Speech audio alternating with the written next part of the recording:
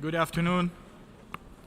I declare resumed the 10th Emergency Special Session of the General Assembly on illegal Israeli actions in occupied East Jerusalem and the rest of the occupied Palestinian territory, and call to order its 38th meeting.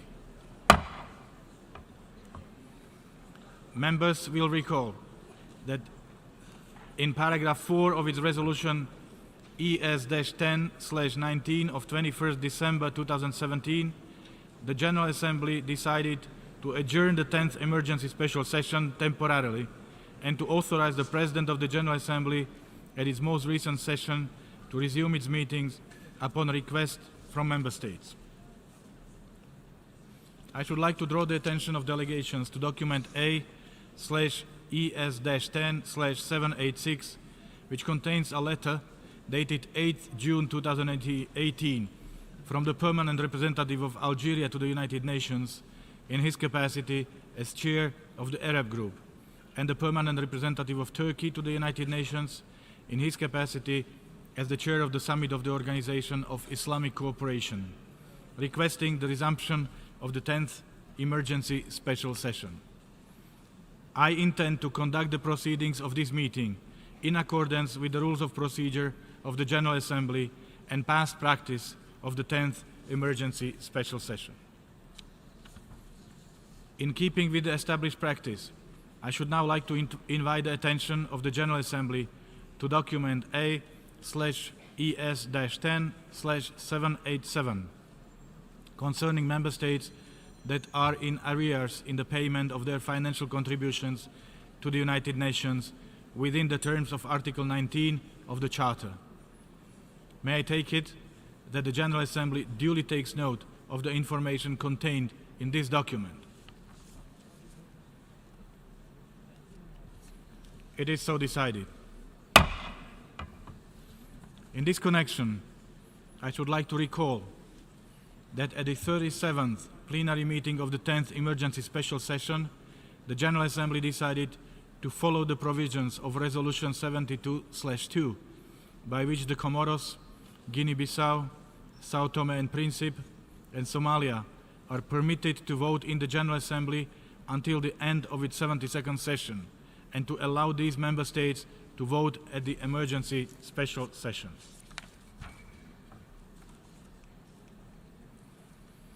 The General Assembly will now resume its consideration of Agenda Item 5, entitled Illegal Israeli Actions in Occupied East Jerusalem and the rest of the occupied Palestinian Territory. In connection with this item, the General Assembly has before it a draft resolution issued as document A/ES-10/L23 and a draft amendment issued as document A/ES-10/L24. I now give the floor to the distinguished representative of Algeria to introduce draft resolution A/ES-10/L23.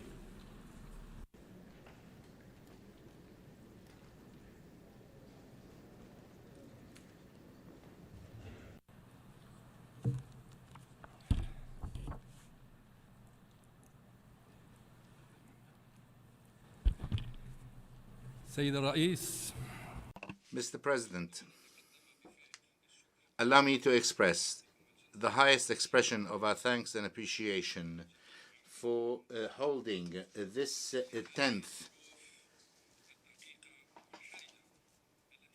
Emergency Special Session of the General Assembly under the very delicate, critical conditions in the occupied Palestinian territory, including East Jerusalem, a situation which represents a threat to international peace and security.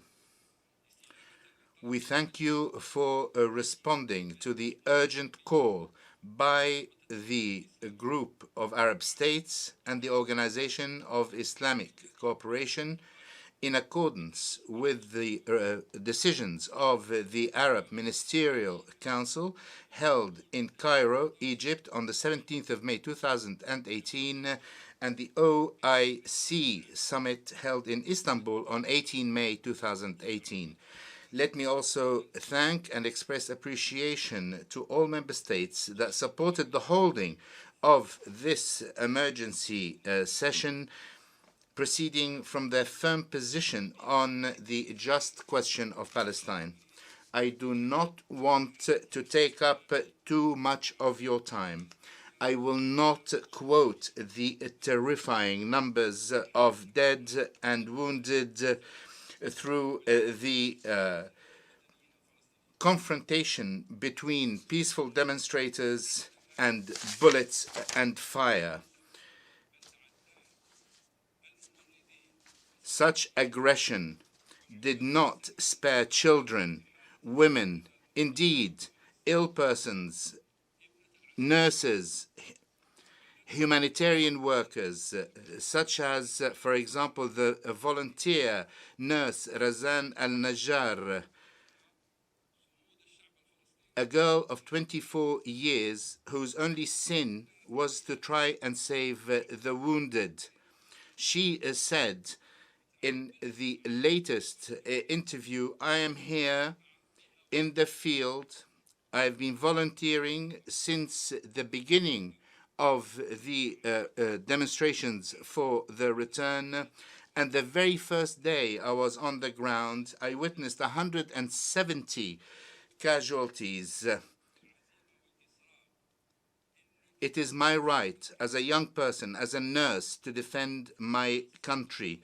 I am working to save the lives of Palestinian youth who came out to uphold their homeland, and I have the courage to save my entire people. The Palestinian voice is the voice of right.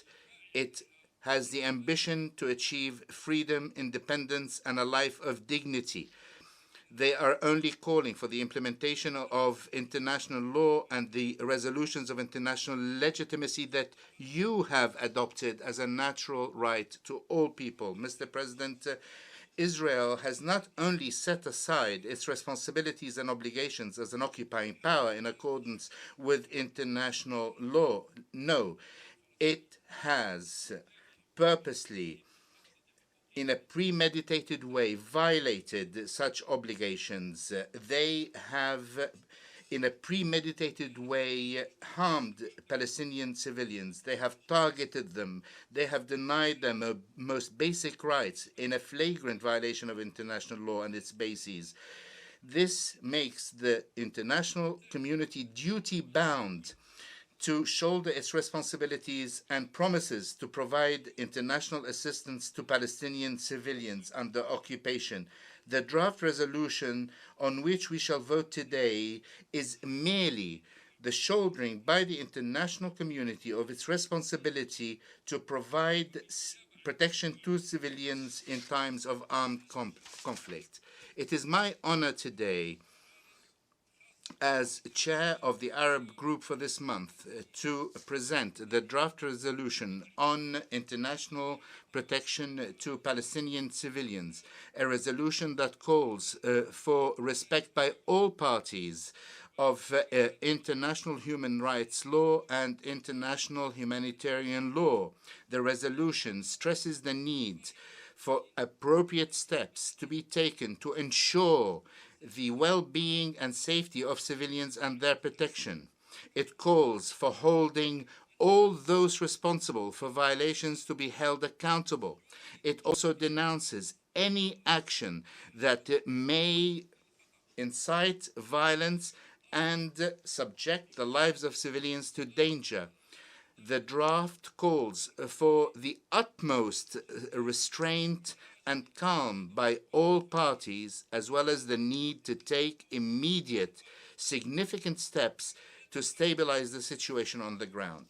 The draft also calls for immediate steps to be taken to end the siege that has been imposed now for 11 years by Israel on the Gaza Strip, so as to allow the flow of humanitarian assistance and ensure the right of freedom of movement. The draft calls on the Secretary General to study the current situation on the ground in the Palestinian occupied territory and to present a written report as soon as possible, no later than 60 days from the adoption of this resolution, including his proposals on ways and means to ensure the safety and protection of Palestinian civilians under occupation, including the means to set up an international protection mechanism. In light of the latest developments, the inability of the Security Council to take up its responsibilities, the international community is called upon to fully shoulder its responsibilities.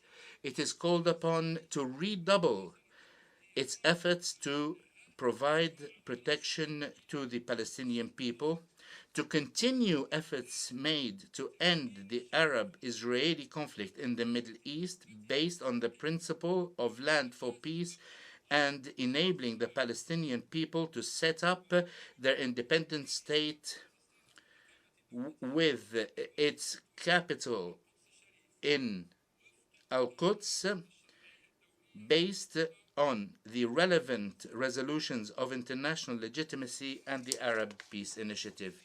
Mr. President, let me take this opportunity to say on behalf of the Arab group and all the sponsors how grateful we are for the major efforts made by the Sicily state of Kuwait to table the resolution in the Security Council and to mobilize support to it. We thank all member states that did vote in favor of said draft resolution. We salute you for your principled position on this issue. Let me also thank all the delegations that have joined us in sponsoring the draft before you today. We thank them for supporting the draft, their support of the rule of law and the Charter of the United Nations. We call on all peace-loving states, all states that want peace genuinely, to stand firm on the side of the rule of law, to support the draft resolution, and to vote for it, to vote for right, to vote for peace and stability in the Middle East and the entire world. I thank you, sir.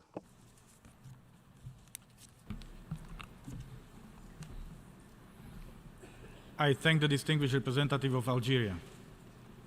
I now give the floor to the distinguished representative of the United States to introduce draft amendment A/ES-10/L24.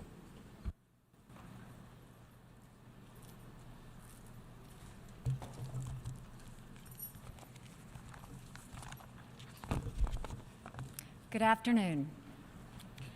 There are many terrible things happening in the world today, many things that demand our urgent attention. As we speak, protests are taking place in Nicaragua. Over 146 peaceful Nicaraguans have been killed by their own government in the past 2 months. But we're not talking about Nicaragua today. The people of Iran have been protesting their government for months. Thousands of peaceful Iranian protesters have been arrested. Over 25 are dead. But we're not talking about Iran either. The world's worst humanitarian crisis is going on right now in Yemen. Millions are at risk for starvation. In Burma, almost 1 million innocent people have been driven from their homes in a campaign of ethnic cleansing. But we're not talking about Yemen or Burma. Instead, today, the General Assembly is devoting its valuable time to the situation in Gaza. Gaza is an important international matter. But what makes it different and more urgent than conflicts in Nicaragua, Iran, Yemen, Burma, or many other desperate places? Because we haven't gathered here to discuss any of those urgent issues. The United States would welcome that. What makes Gaza different for some is that attacking Israel is their favorite political sport. That's why we're here today. The nature of this resolution clearly demonstrates that politics is driving the day. It is totally one-sided. It makes not one mention of Hamas, who routinely initiates violence in Gaza. Such one-sided resolutions at the UN do nothing to advance peace between Israel and the Palestinians. Everyone recognizes that. But advancing peace is not the goal of this resolution. I suspect even my Turkish friends know the passage of this resolution won't change anything, but that it looks good for the people back home to think they're doing something. That is pure politics. In fact, this resolution makes peace less possible. It feeds a narrative to the desperate people of Gaza that their leaders are not responsible for their predicament. It stokes hatred. It sacrifices honesty, accuracy, compromise, and reconciliation in favor of the advancement of a narrow political agenda. If we were being honest, we would acknowledge that there are no perfect actors on either side of this conflict. But it does no one any good to pretend that all the blame lies on one side. I wish everyone supporting this one-sided resolution would put as much energy into encouraging President Abbas to come to the negotiating table as you do to falsely imply to your people back home that you're doing something. Israel withdrew completely from Gaza in 2005. Hamas has been the de facto government in Gaza since 2007. This strip of land along the Mediterranean coast has enormous potential. And yet, after 11 years of Hamas rule, Gaza has electricity for only a few hours a day. It has enormous unemployment and poverty. It is a haven for terrorist activity. At what point will the UN actually hold accountable those who are in charge of Gaza and running it into the ground? Instead, this resolution holds Hamas completely unaccountable for most of the recent unrest. It blames everything on Israel, but the facts tell a different story. It is Hamas and its allies that have fired over 100 rockets into Israel in the past month, hoping to cause death to as many civilians and as much destruction as possible. It is Hamas that has used Palestinian civilians as human shields at the boundary fence, seeking to incite violence and overrun the border. It is Hamas that refuses to cooperate with the Palestinian Authority to unite in the pursuit of peace. It is Hamas that calls for the destruction of the state of Israel within any borders. And yet, the resolution before us not only fails to blame Hamas for these actions, it fails to even mention Hamas. This is the dangerous, counterproductive decision the General Assembly is about to take. But there is still a chance for this body to try and right this wrong. We still have the opportunity to salvage something honest from this discussion. The United States is offering an amendment that provides a small step in the direction of balance. Our amendment rightly condemns Hamas's indiscriminate firing of rockets into Israeli civilian communities. It accurately condemns the diversion of aid and resources from civilian needs into military infrastructure, including terror tunnels used to attack Israeli citizens. It justly expresses our grave concerns about damage done to border crossings that are hindering the delivery of desperately needed food and fuel to the people of Gaza. This is a modest amendment that reflects the minimum truth of what is going on in Gaza. It is the least that any self-respecting international organization or nation can do for the cause of peace. To those who are unsure about how to vote, I ask, what part of our amendment is objectionable? Is it objectionable to condemn Hamas for firing the rockets at civilians? Is it objectionable to condemn the diversion of resources from civilians to military uses? Or is it objectionable to express concern about the destruction of border crossings that deliver life-saving supplies? Today's choice for the General Assembly is simple. It is the choice between using our time here to advance peace and security or using it to stoke hatred and conflict. This vote will tell us much about which countries are serious about accuracy and reconciliation, and which countries are bound by their political agendas. For the sake of peace and for the sake of this institution, I urge my colleagues to support the United States Amendment. Thank you. I thank the distinguished representative of the United States. I now give the floor to the observer of the State of Palestine.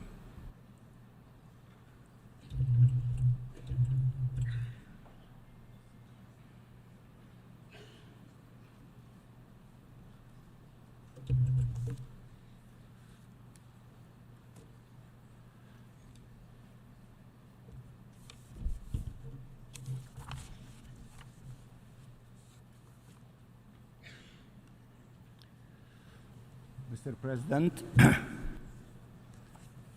colleagues, I thank you, Mr. President, for convening this important meeting in response to the urgent request to resume the 10th Emergency Special Session of the General Assembly to address the severe protection crisis that continues to be faced by the Palestinian people under Israeli occupation in the occupied Palestinian territory, including East Jerusalem, and particularly at this time in the besieged, blockaded Gaza Strip.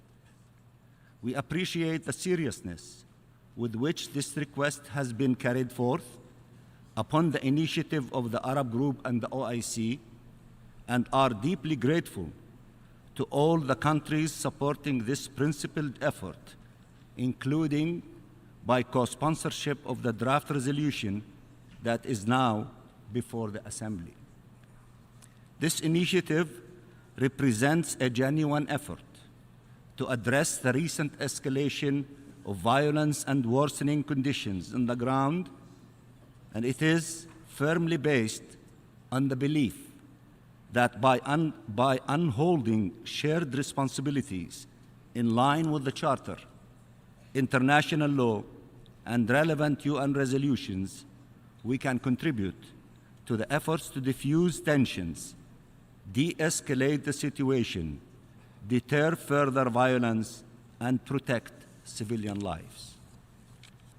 Mr. President, our decision to approach the Assembly was prompted by the Security Council's failure to act due to the veto cast on 1st June by a permanent member, which prevented adoption of the draft resolution that had been submitted by Kuwait and supported by a majority of Council members with a view to advancing the consideration of measures to guarantee the safety, well-being, and protection of the Palestinian civilian population under Israeli occupation.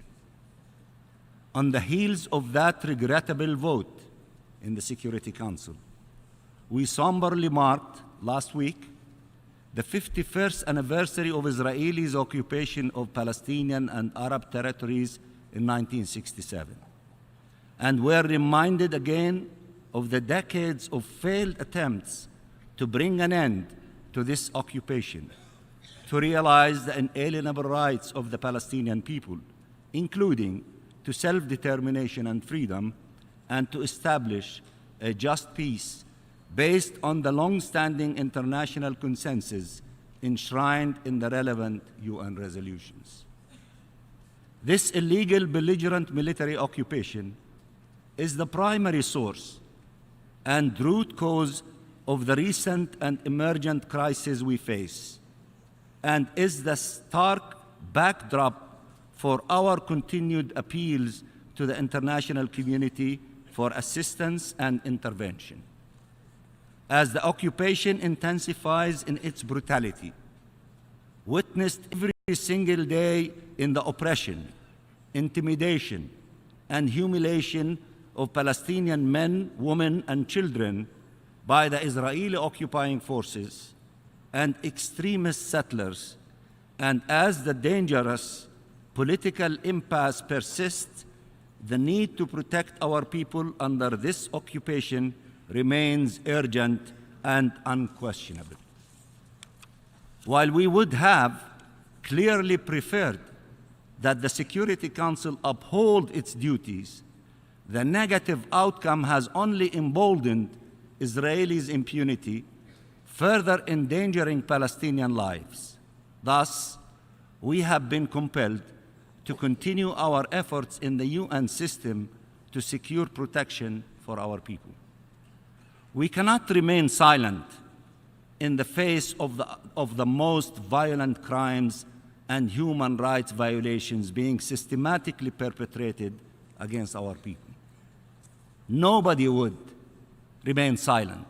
And not only that, we will continue to do everything possible in order to protect our people. This is a right to all people, and the Palestinian people should not be the exception.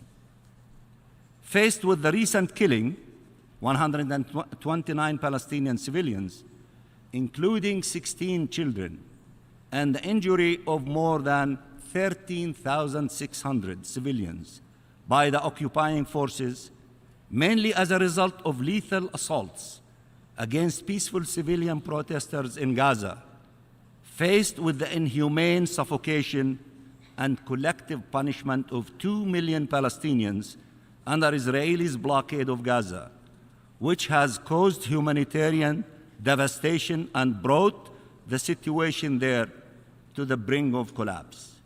Faced with the incessant cruel repression and displacement of our people and the destructive settlement colonization of our land in the West Bank, including East Jerusalem, as we are witnessing in these days in Al-Khan al-Ahmar and Abu al-Hilwa, where Palestinian Bedouin families, over half children, are facing the mass demolition of their homes and properties, including schools, and the forced transfer of the entire community.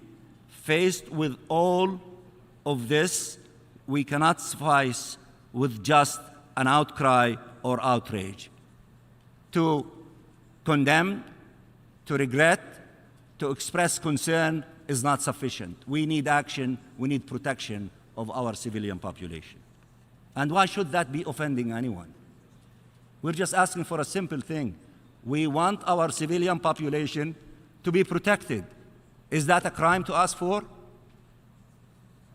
It is our duty to address all aspects of this crisis and grave injustice, and to alleviate in any way we can the suffering of our people, as we have repeatedly committed ourselves to doing through all available peaceful and legal means.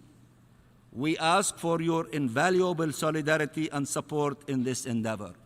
The General Assembly always stood with people who were under oppression, suffering, and struggling for ending colonialism, and we trust that the General Assembly will continue to be on the side of the Palestinian people to live in freedom and dignity in their homeland after we end the Israeli occupation to the land of our state and enjoy the independence of our state, and therefore save the two-state solution, our state with East Jerusalem as its capital. Mr. President, as stated at the outset, the draft resolution before the Assembly is intended to contribute to de-escalation of the volatile situation, to deter violence against civilians, and to promote consideration of measures to protect Palestinian civilians. This process begins with a request to the Secretary General to submit a report in this regard, including, inter alia, recommendations regarding an international protection mechanism. In the meantime, the Secretary General and UN Special Coordinator are urged to continue engaging with concerned partners in the efforts to address urgent humanitarian and economic development needs in Gaza in particular, which we strongly encourage all to support. The draft is rooted in international law and UN resolutions on the Palestine question and on the protection of civilians. The concept of protection of civilians was invented by the West, mainly Europe. It is your concept. You fight everywhere to see civilians protected everywhere. You should not exclude the Palestinian people from enjoying protection as well. It addresses all relevant dimensions of the current crisis, including violence in both sides, with an unequivocal condemnation of all acts of violence against civilians. We say that, but somebody would only think of one party and totally ignore the Palestinian people as if they have no rights and as if they are not part of humanity. That is unacceptable. This is one-sided and it is not balanced. It is a balanced draft reached after extensive negotiations during the proceeding of the Security Council process and the follow-up consultations and good faith outreach that has sought the support of all delegations. We therefore firmly reject the bad faith attempt to insert an amendment that would radically unbalance the text and shift the Assembly's focus away from the core objective of protecting civilians and upholding international law. We call on all delegations to reject the politicization of this serious issue.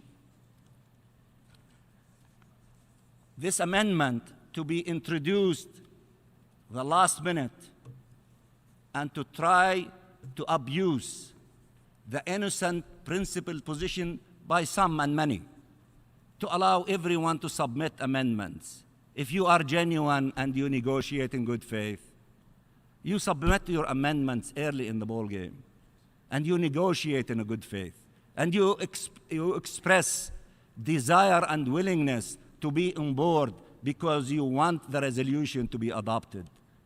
But these games and gimmicks of last minute to try to appear that you are truly want to be balanced, I don't think that these things will be sold to very sophisticated diplomats in this chamber. And as someone said in this room, there are no Boy Scouts or Girl Scouts in this business. All of you are very sophisticated diplomats. You know the real thing, and you know the games and the gimmicks, and we trust you fully to do the right thing and to sift between those who try for the last minute for expediency to fool you by introducing amendments, and these are in bad faith because they are not genuine. If they were genuine, they would engage from the beginning in the Security Council, and we would have been in a different place than this place today.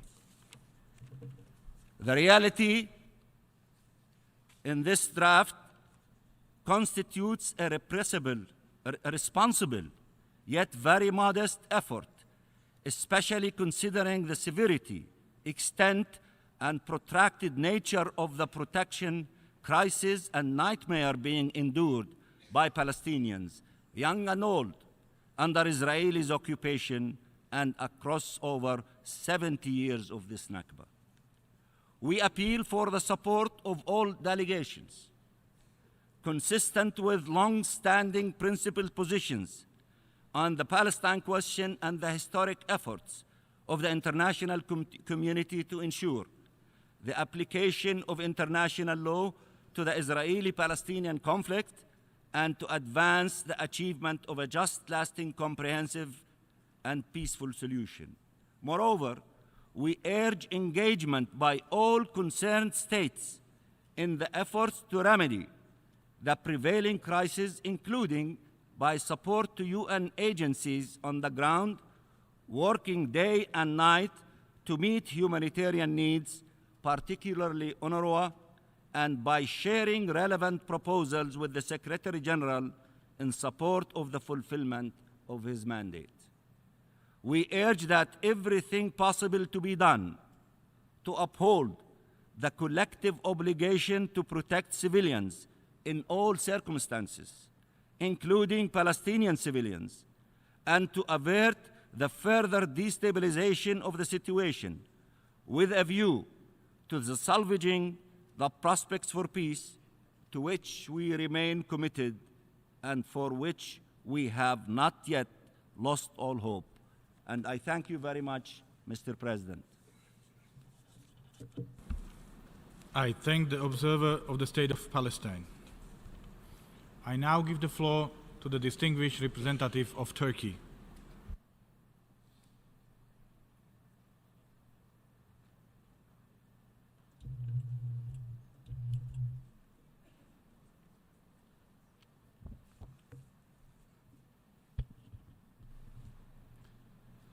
Thank you, Mr. President. Mr. President, we requested to hold this emergency special session today because the Security Council failed to adopt a resolution that calls for the protection of the Palestinian civilians due to the veto of our American friends. That is the reason why Turkey, in its capacity as the chair of the Organization of Islamic Conference, co-tabled the draft resolution we will now take an action upon. Let us be clear about what this resolution is and is not. The draft resolution that is before us is a call to all member states of the UN to alleviate human suffering, a call to look for peaceful means to deter and prevent attacks on civilians. This draft resolution is taking sides with international law. It is about supporting de-escalation on the ground. It is about deterring further attacks on civilians from taking place. It is a call to the Secretary General to come up with his recommendations on how to protect civilians from further attack. It is a call to all sides to put an end to loss of lives. This resolution does not seek to target anyone. It seeks collective responsibility in support of international law, including all relevant Security Council and General Assembly resolutions. It is about choosing the side of a credible peace process. It is about keeping the hopes for peaceful coexistence alive. This is the right time to send a convincing signal to Palestinian people that their legitimate aspirations are heard and that the international community does care about their suffering. This is the right time for the General Assembly to restore the credibility of the UN by assuming its responsibility under the UN Charter, by showing that the acquis on the Palestinian issue is more than just words. Mr. President, despite incessant international calls, the Palestinians are still deprived from their inalienable rights. Their legitimate aspirations for statehood are still not fulfilled. They are faced with the efforts to erode the established parameters for a lasting peace. Now, to top it all, their right to peaceful protest is blatantly violated. As we gather here today, we have a common duty to prevent further erosion of international law. We must show that we are united to uphold the principles of international law, the letter and spirit of the Charter of the United Nations. Our expectation from this resolution is clear, and I repeat it. We request the Secretary General to submit a report containing his proposals on ways and means for ensuring the protection of civilians, including recommendations regarding an international protection mechanism to prevent and deter attacks on Palestinian civilians. This represents only a modest step in the right direction after weeks of violence and huge loss of life. Asking for UN action is choosing multilateralism over unilateralism. This is what this resolution is about. Unilateral decisions won't bring peace. Only a just, comprehensive, and lasting settlement will. The parameters of that settlement are well known to all of us. A negotiated settlement for two states that will lead to the establishment of an independent state of Palestine on the basis of the 1967 borders with East Jerusalem as its capital remains the only way to lay the foundations for a just, comprehensive, and lasting peace between two states namely Palestine and Israel living side by side. If peace is what we all want, there is no alternative way to that. Mr. President, we see that no one country tabled an amendment in order to create confusion among membership. The resolution that is before us today has been carefully drafted through several rounds of negotiations at the Security Council. The failure of the Security Council to act on this vital matter is the very reason why we are here today. You would remember that the amendments that turned into a draft resolution in the Council on 1st June 2018 were also rejected. Therefore, I ask all of you to act similarly and not to support the consideration of this or any other amendment. As we vote for this resolution, we must stand on the right side of history. We must act for peace and dignity for all. Thank you. I thank the distinguished representative of Turkey. I now give the floor to the distinguished representative of Israel.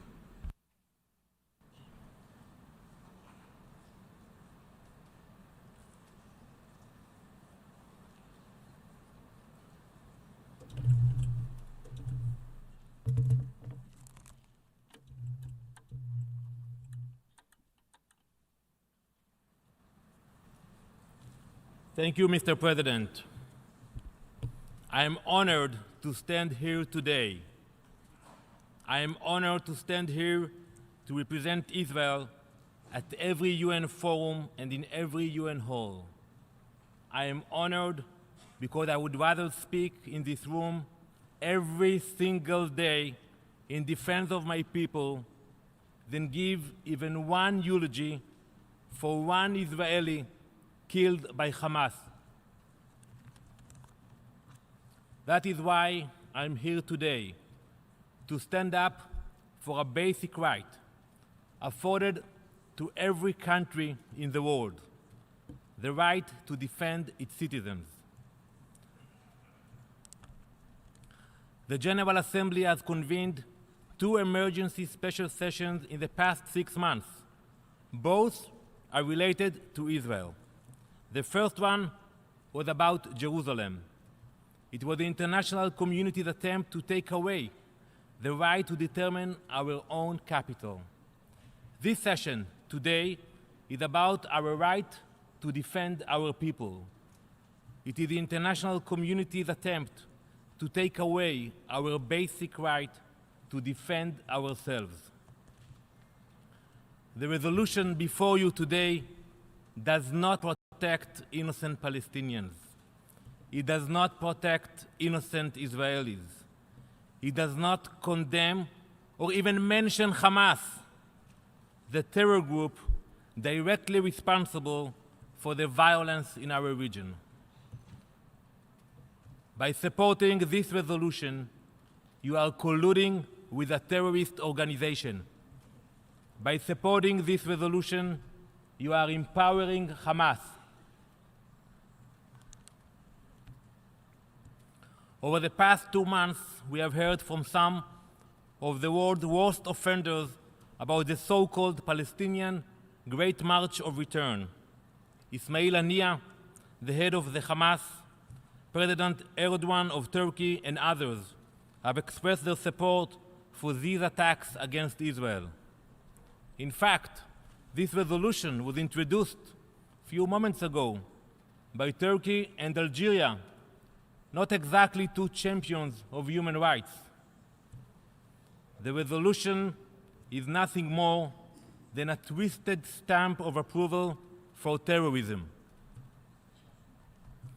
It seems that certain leaders will call for an emergency special session branding Israel as a scapegoat in order to satisfy their political bases for an upcoming election.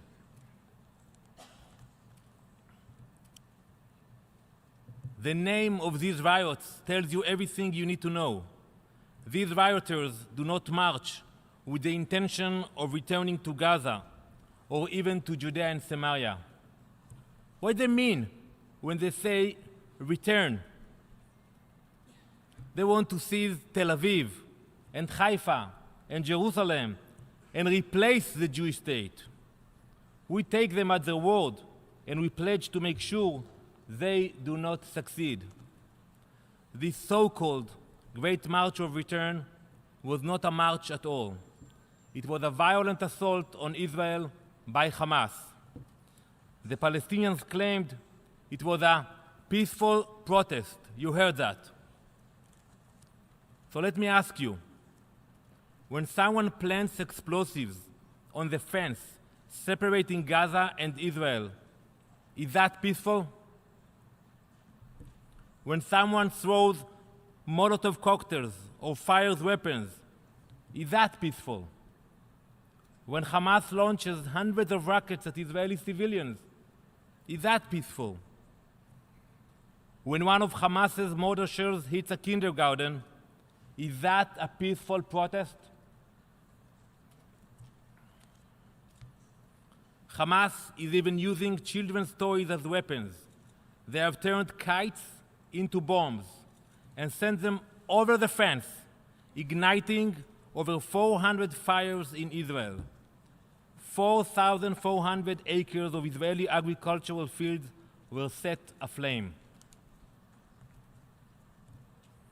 Ask yourselves, how would you react if 40,000 rioters calling for your destruction try to storm your border? Think for a moment about it, about your country, about your borders. What if the UN then called for an emergency special session condemning your country for defending itself? What if you were standing here in my place? What would you do? What would you say? Just imagine what would have happened at the rioters, the 40,000 rioters in Gaza succeeded in breaching the fence. The world would have witnessed endless Israeli and Palestinian casualties. Last month, Hamas claimed responsibility for 85% of those killed during a day of rioting. Some members of the Security Council stood in solidarity with these confirmed terrorists. It's not me saying it, the Hamas leaders. They actually attempted to pass a resolution blaming Israel for the crimes of Hamas. The resolution did not pass, thanks to the United States and other brave countries that did not support it. But because it's Israel, this resolution is being discussed here at the General Assembly. Mr. President, it is about time to expose the falsehoods of the situation in Gaza and draw the clearest demarcation between right and wrong. If you support this resolution, you are supporting Hamas. Let us set the record straight with the facts. First, the Palestinian rioters were neither unarmed nor defenseless. Second, the true root cause of the violent riots of recent weeks was the terrorism orchestrated by Hamas.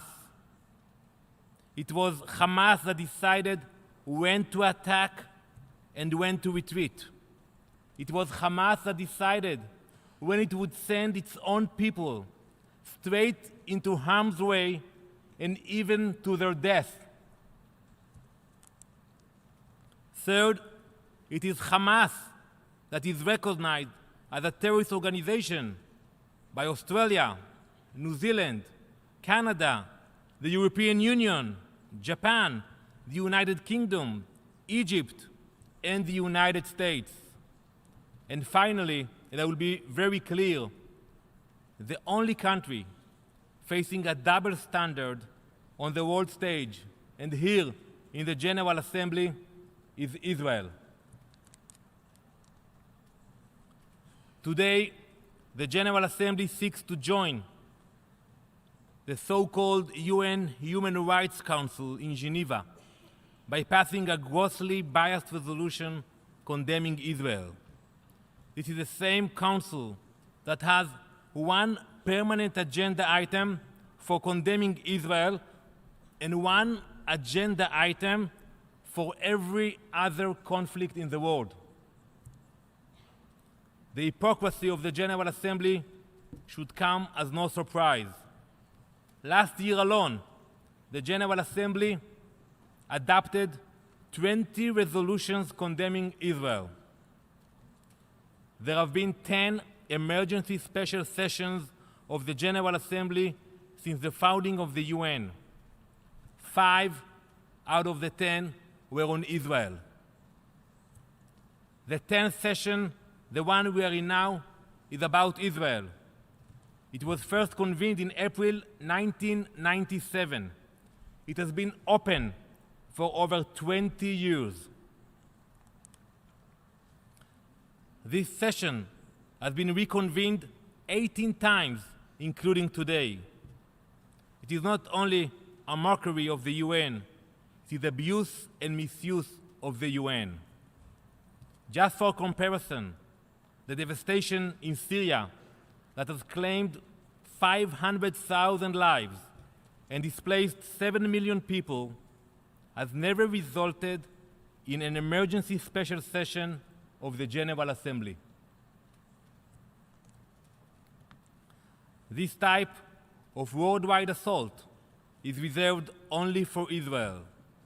It is not criticism, it is not difference in opinion on policy, it is anti-Semitism.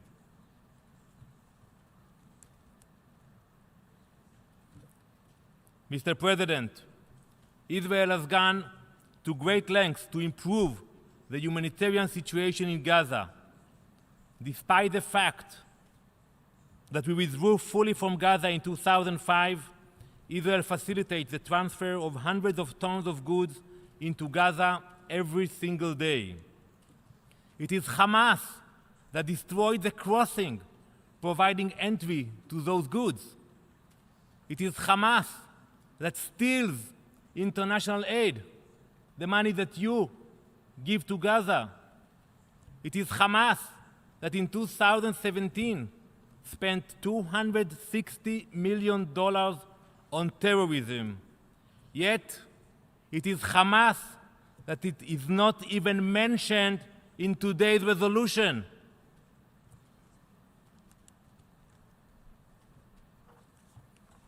I ask you all, I ask the ambassador of Turkey, why couldn't you include Hamas in the resolution? I ask the ambassador of Algeria, of Bangladesh, Venezuela, read the resolution. Do you support terrorism? Do you support suicide bombers?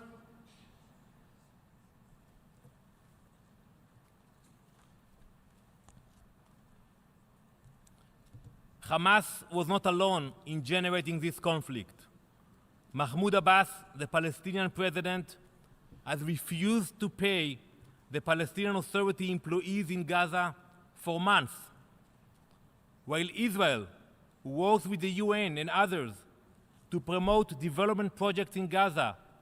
It is Abbas and the Palestinian Authority that hold progress back. Israel wants to help the residents of Gaza, but humanitarian gestures must go both ways. We will not rest until Avera Mengistu, Isham El-Sayad, and the bodies of Oron Shaul and Adar Goldin are returned safely to Israel.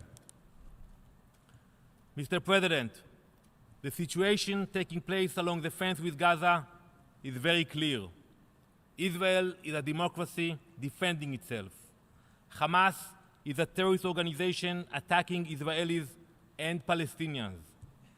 Therefore, if the UN passes this resolution, it will have signed in writing its unequivocal support for terrorism against Israel. Let us not pretend if ISIS were to attack Stockholm tomorrow, ISIS would be held responsible for the attack. If Al-Qaeda assaulted Paris, the UN would issue the strongest condemnation of Al-Qaeda. Only when Hamas attacks Israel does the UN seek to blame Israel. The moral majority in this chamber should not tolerate a different standard for Israeli victims of terror. I have a simple message for those who support this resolution today.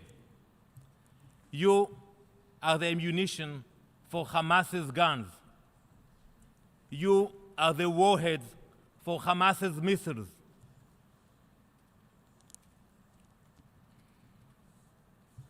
Mr. President, we will continue to do everything in our power to save innocent lives on both sides of the fence. But make no mistake, Israel will never compromise when it comes to the safety of our citizens, when it comes to defending our country. A vote for this resolution is a vote for Hamas. Thank you. I thank the distinguished representative of Israel. I now give the floor to the distinguished representative of Bangladesh on behalf of the Organization of the Islamic Cooperation.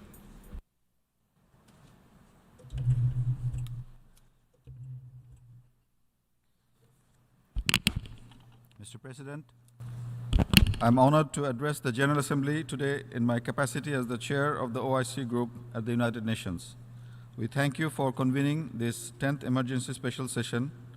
Bangladesh currently presides as the chair of the Council of Foreign Ministers of the OIC and recently hosted in May of this year the 45th session of the Council in Dhaka, where once again the question of Palestine was among the central issues addressed and the organization's core positions, which are firmly rooted in international law, the relevant United Nations resolutions, and our principled, long-standing solidarity with the Palestinian people and the just cause were clearly reaffirmed.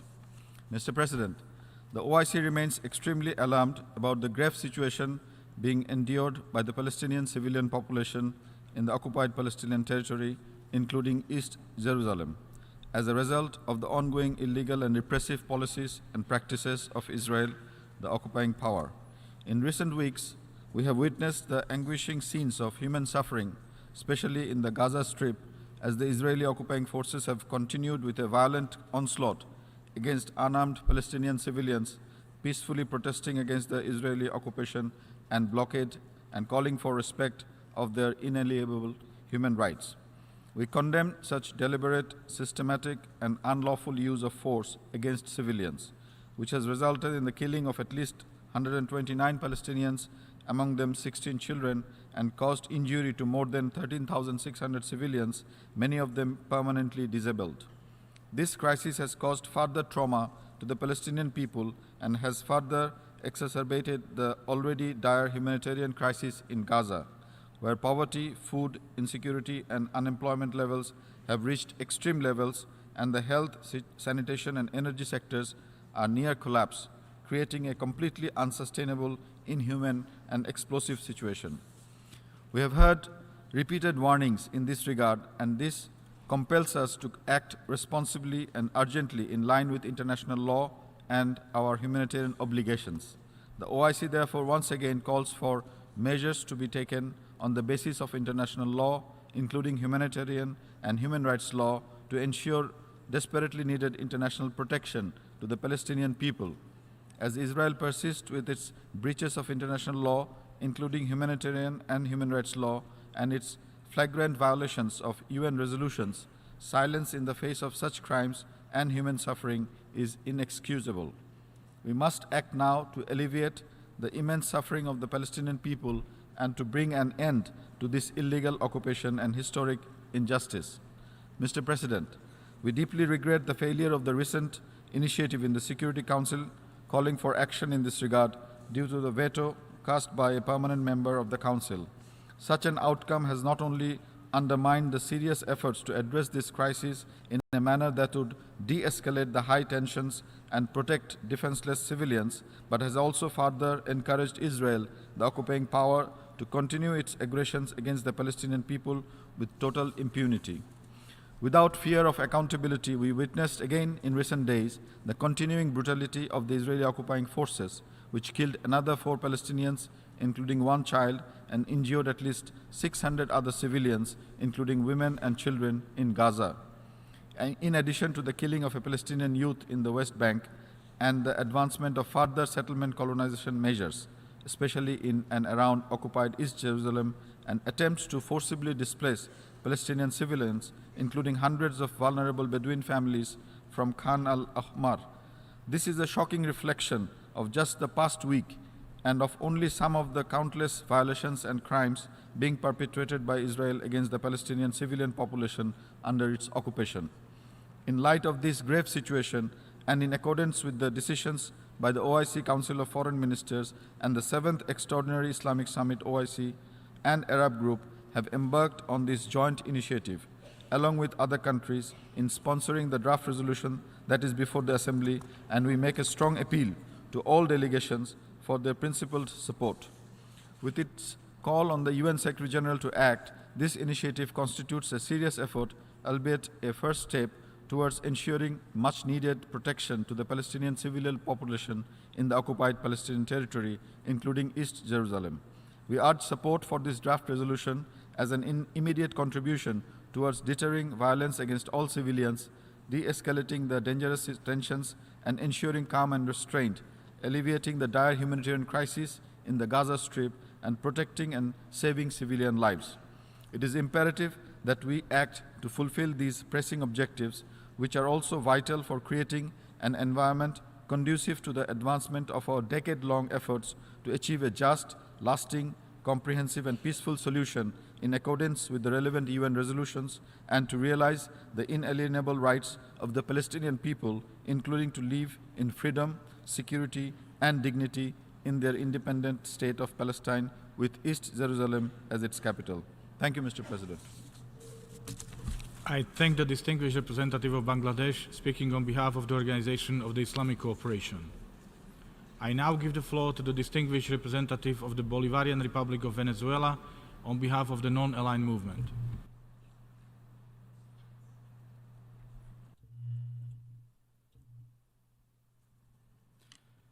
Señor Presidente, Mr. President, it is with a great sense of responsibility that the Bolivarian Republic of Venezuela is taking the floor on behalf of the 120 member states which make up the non-aligned movement in this special emergency session to deal with the situation of Palestine, a topic to which we've always attached great importance. First of all, the non-aligned movement reaffirms once again its ongoing solidarity with the Palestinian people and its unwavering support to their cause. The situation on the ground in occupied Palestinian territory, including East Jerusalem, is alarming. The recent violent acts perpetrated by Israel, the occupying power, has only sharpened tension, suffering, and despair, particularly in Gaza, intensifying the need to take action to save the lives of civilians through measures which would guarantee their protection and which would alleviate the terrible humanitarian crisis which is the result of the Israeli blockade, which devastated Gaza and should be lifted immediately and fully. Since the 30th of March 2018, Palestinian civilians exercising their right to peaceful protest took part in the Great March of Return, a peaceful civilian protest against the illegal occupation, oppression, and the dispossession of the Palestinian people by Israel, which has gone on for more than 50 years. Tragically, in this context of peaceful protest, at least 125 Palestinians were killed, including 15 children, and around 14,000 civilians were injured as a result by the occupying forces. In this respect, the member states of the movement reiterate their firm condemnation for these killings of Palestinian civilians by Israeli occupation forces. Likewise, it's necessary to point out that the killing of more than 60 of these Palestinians, including children, took place on the 14th of May 2018, the same day that we saw the provocative and unilateral transfer of the U.S. Embassy in Israel from Tel Aviv to Jerusalem, violating the resolutions of the Security Council on this matter. As we've pointed out on other occasions, these provocative and unilateral actions only intensify tension with potential long-term repercussions.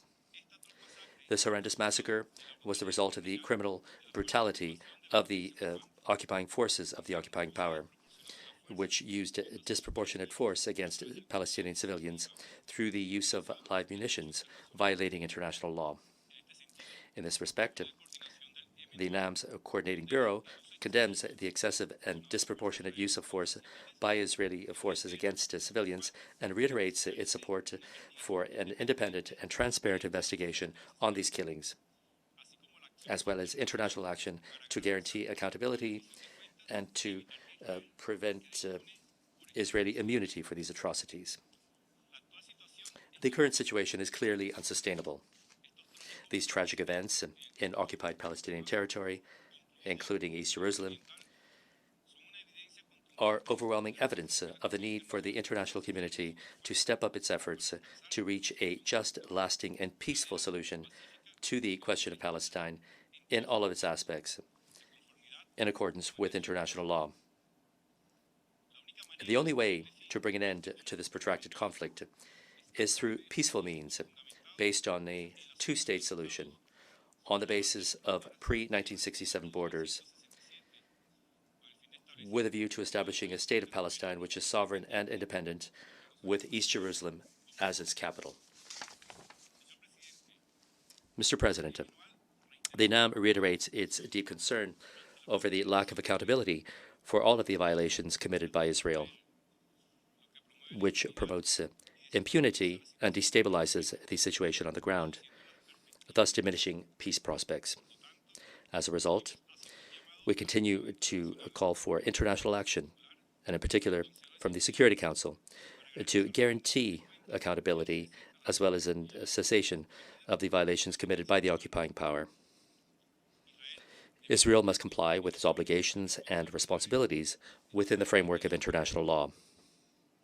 Similarly, the international community must guarantee the protection of Palestinian civilians in the Gaza Strip and throughout the occupied Palestinian territory, including East Jerusalem, in order to resolve the terrible situation of insecurity which the occupied population faces, and to prevent the loss of more innocent lives, in accordance with humanitarian law and human rights law, as well as the relevant Security Council resolutions.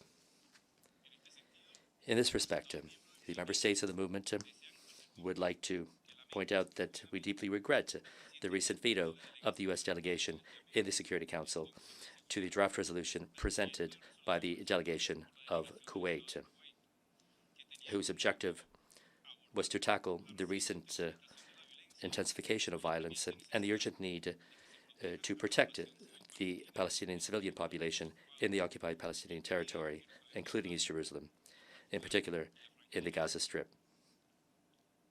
As a result, we express our deep concern over the inability of the Security Council to comply with its mandate on this very important question, due to the prevalence of the particular interests of a permanent member. At the same time, the NAM reiterates that the killing and harm done to Palestinian civilians by Israel cannot be tolerated or justified from any point of view. The occupying power must fully uphold its obligations within the framework of international law. As a result, we call for measures to be taken immediately to put an end to the closing and to the restrictions of the Gaza Strip by Israel, and to guarantee the lasting opening of the border checkpoints to allow for normal movement as well as access to people and property. The Israeli blockade, which continues to inflict humanitarian suffering as well as social and economic suffering, which is unprecedented to more than 2 million men, women, and Palestinian children, must stop now. In this respect, we stress once again the fact that the crisis in Gaza must be tackled in a comprehensive fashion, in accordance with international law, humanitarian law, human rights law, as well as the relevant resolutions, taking into account the general situation of the foreign, illegitimate, and belligerent occupation of the Palestinian territory, including East Jerusalem, which since 1967 has been taken out by Israel, as well as within the context of the unequivocal call for the end of occupation, which has gone on for more than 50 years. Mr. President, the NAM would like to respectfully call upon all of the member states of this General Assembly to support the draft resolution submitted by the Arab Group and the OIC, which is part of the responsibilities of the international community established in the UN Charter, international law, as well as humanitarian law and human rights law, relevant to resolutions, and the collective duty to protect civilians, including children in situations of armed conflict. This important text takes into account very important matters on the current crisis, including the violence against civilians, and promotes the serious consideration of measures to guarantee security, well-being, as well as the protection of the Palestinian civilian population, starting with a request made to the Secretary General to present a report which contains, inter alia, his proposals on the measures to achieve this end, as well as recommendations on an international protection mechanism. Likewise, the non-aligned movement reaffirms the validity of all of the resolutions adopted by the Security Council on the question of Palestine and the status of Jerusalem, which are legally binding for all member states of the United Nations, and which, as a result, should be implemented fully and effectively. Respect for these resolutions, in particular resolutions 476, 478, and 2334, is essential in order to relieve the current situation and to advance peace prospects. Similarly, the Security Council must comply with its obligations within the framework of the Charter, and as a result must act to defend its resolutions and to maintain its credibility. Since this is the 70th anniversary of the Nakba, the member states of the movement reaffirm their full solidarity with the heroic Palestinian people and the unwavering support for their cause, their just cause, and their legitimate struggle for justice, dignity, peace, and the exercise of their inalienable rights, including the right to self-determination and to freedom in an independent state of Palestine, with East Jerusalem as its capital, and to the attainment of a just solution to the suffering of Palestinian refugees on the basis of Resolution 194. Today, more than ever before, we must put an end to the tragedy as well as the protracted suffering of the Palestinian people. To conclude, the non-aligned movement would like to launch an appeal to intensify work to mobilize international efforts within the framework of collective process to put an end without delay to Israeli occupation, which began in 1967, as well as to achieve a comprehensive, just, and lasting peace to the question of Palestine on the basis of relevant United Nations resolutions, the Madrid Principles, including the principle of land for peace, the Arab Peace Initiative, and the Quartet Roadmap. We would also like to emphasize that a peaceful solution to this protracted conflict is essential in order to achieve peace and stability in the Middle East and at the global level. Thank you very much, Mr. President. I thank the distinguished representative of the Bolivarian Republic of Venezuela, speaking on behalf of the non-aligned movement. I now give the floor to the distinguished representative of the European Union.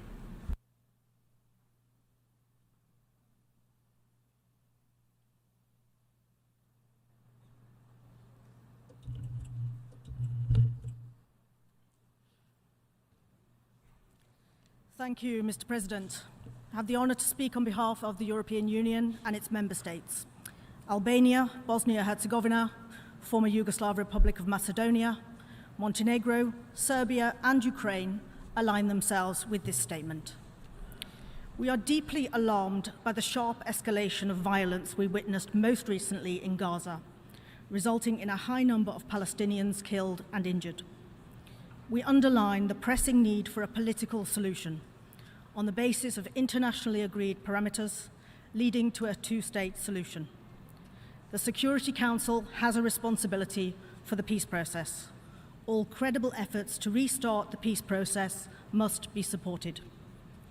We underscore the absolute urgency to address the gravity of the humanitarian situation in Gaza and express our firm support to the efforts of UN Special Coordinator Mladenov in this regard. Israel must respect the right to peaceful protests, ensure the use of proportional measures when protecting its legitimate security interests. We urge all parties to take immediate steps to de-escalate the situation and to act with utmost restraint to avoid further loss of life. Israeli security forces must refrain from the excessive use of force against unarmed civilians. Lethal use of force should be exercised with maximum restraint and only as a last resort to protect life. The use of force taken must be proportional at all times. Those leading the protests in Gaza, including Hamas and other groups, have a responsibility to avoid provocations and ensure that they remain strictly non-violent. We condemn the firing of rockets from Gaza into Israel. We underscore the European Union's clear, consolidated position on Jerusalem as a final status issue, and that we will continue to respect the international consensus on Jerusalem embodied in, inter alia, UN Security Council 478, including on the diplomatic representations, until the final status of Jerusalem is resolved. I thank you. I thank the distinguished representative of the European Union. I now give the floor to the distinguished representative of the plurinational state of Bolivia.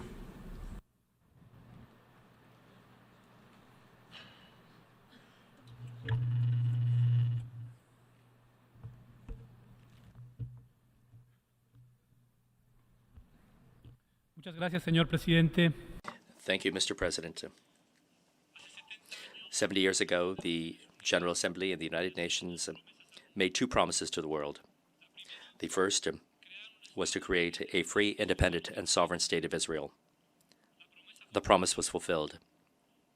And now we can glance at Israel's seat, and we can see them as full-fledged members of our organization. The second promise, Mr. President, was to create a free, independent, and sovereign state of Palestine, unfortunately, was not fulfilled. We're talking about more than 70 years of an unfulfilled promise in not allowing the creation of the State of Palestine. We're talking about more than 50 years of Israeli occupation and of a continuous growth of settlements in the occupied Palestinian territories. And we're talking about more than 10 years of the inhuman blockade against Gaza. As a result, I would like to make a very important clarification in order to understand one of the reasons why we are here today. Even though there are two parties to this poorly named Israeli-Palestinian conflict, I would like to state clearly that this is not a conflict, but rather a situation of illegal occupation, where there is an occupying power and an occupied territory, a situation where both parties are not on an equal footing. Israel is the occupying power, and the other party, Palestine, is the occupied people and territory. In other words, Israel is an oppressor state, and Palestinians are an oppressed people. Of course, there is an undeniable and historic inequality to all of this. One of the parties constantly resorts to force to occupy the territory of the other. The Palestinian population is living in a state of siege by the occupying power of Israel and its defense forces. And this occupation undoubtedly is the greatest obstacle to the protection of the lives of thousands of civilians who are not only Palestinian but also Israeli. One of the parties has built checkpoints in occupied Palestinian territories, forcing this population to live in constant fear. One of the parties, the occupying power, has built an annexation wall along the West Bank as part of its settlement policies and expansionist policies. A wall which, by the way, was declared illegal in 2004 by the International Court of Justice.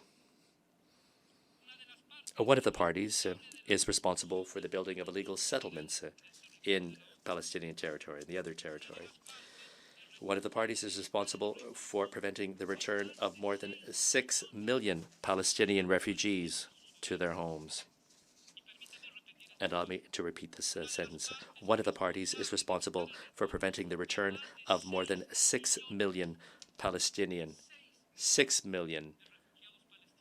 refugees to their homes. One of the parties is responsible for the detention of hundreds of Palestinian boys and girls. One of the parties is also responsible for Gaza to be in a state of siege and blockaded by sea and by air, and doesn't have the basic services such as drinking water nor electricity.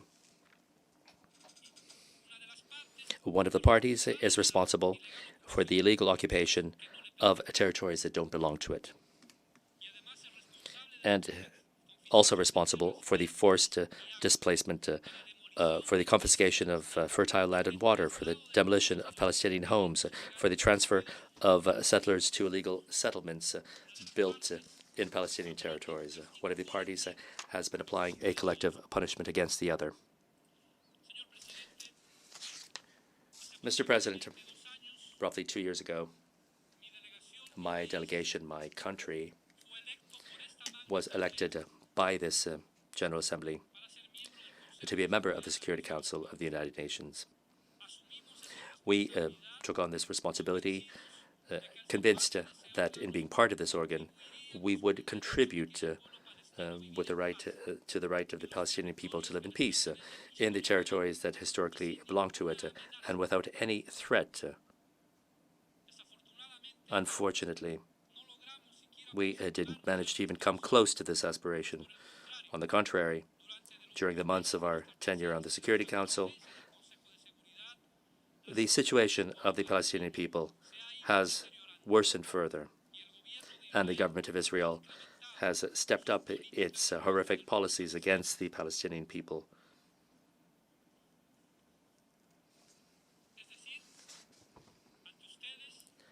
And in other words, I must state as well that the Security Council has failed in trying to resolve the situation of Palestine.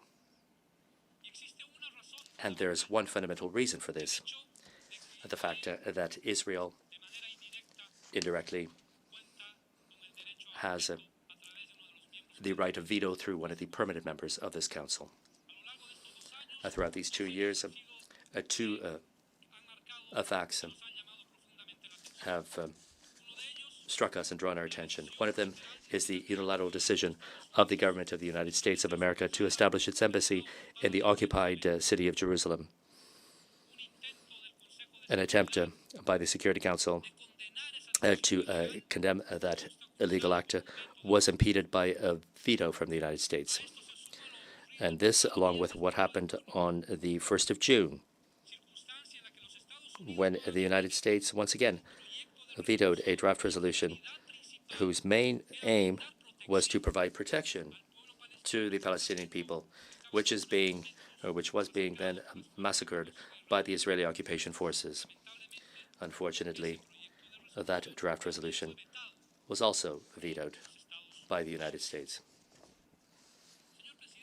Mr. President,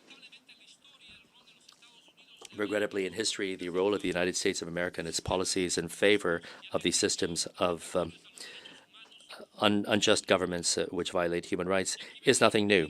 And here I'm going to go back to a sentence which was delivered by the prominent U.S. activist, linguist, and philosopher Noam Chomsky in an article where he referred to the support that the United States provides to the occupying power of Israel. And Chomsky said, and I'll read this in English. Porque hace una comparación muy interesante. It's a very interesting comparison between the support that the U.S. gave to Israel and the support that the U.S.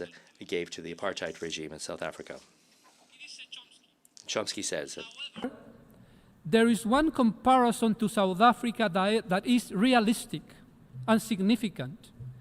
In 1958, South Africa's foreign minister informed the U.S. ambassador that it didn't much matter if South Africa became a pariah state. The UN may harshly condemn South Africa, he said, but as the ambassador put it, what mattered perhaps more than all other votes put together was that of the United States, in view of its predominant position of leadership in the Western world. End of quote. For 40 years ever since it chose expansion over security, Israel has made essentially the same judgment. Es decir, que no importa que in other words, it doesn't matter that the other members of the Security Council were in favor of something. It doesn't matter what is decided by this General Assembly through the 20 resolutions which were mentioned by the distinguished representative of Israel, or the 5 special emergency sessions that have been convened in this chamber. Because in actual fact, what matters is the support and the diplomatic cover provided by the United States, the economic and military support of the United States in order to maintain the system of occupation of Palestinian territory, that system which violates international law. Mr. President, on this occasion, once again, we express our firm commitment to all of the international efforts which lead to a peaceful solution to the situation of occupation which is being experienced by the Palestinian people. In this respect, we support initiatives such as the Quartet Roadmap, the Madrid Principles, the Arab Peace Initiative, and others that are guarantees for a just and lasting peace so that both peoples can live within recognized and secure borders. We reaffirm our conviction that the only solution, the only long-term solution to the situation of occupation experienced by Palestine is the two-state solution, where we would consolidate a free, sovereign, and independent state of Palestine with the pre-1967 international borders and with East Jerusalem as its capital, in accordance with the Security Council resolutions as well as resolutions of this Assembly. And lastly, Mr. President, I'd like to point out that my delegation will honorably co-sponsor the draft resolution which we are voting on today. We know that some delegations would like to make a list of who is in favor or who is against, but we also have to recall that history takes precedence over lists, and just as important as history, our own conscience trump lists. Thank you very much.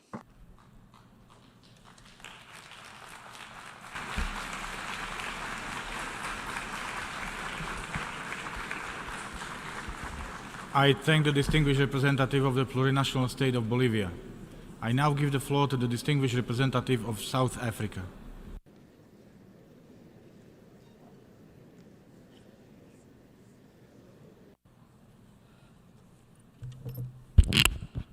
Mr. President, allow me to thank you for convening this important 10th session, emergency special session of General Assembly, to consider the issue of protection of Palestinian civilians, especially children. Sarah believes that today's debate and action on the draft resolution before us is most urgent and timely.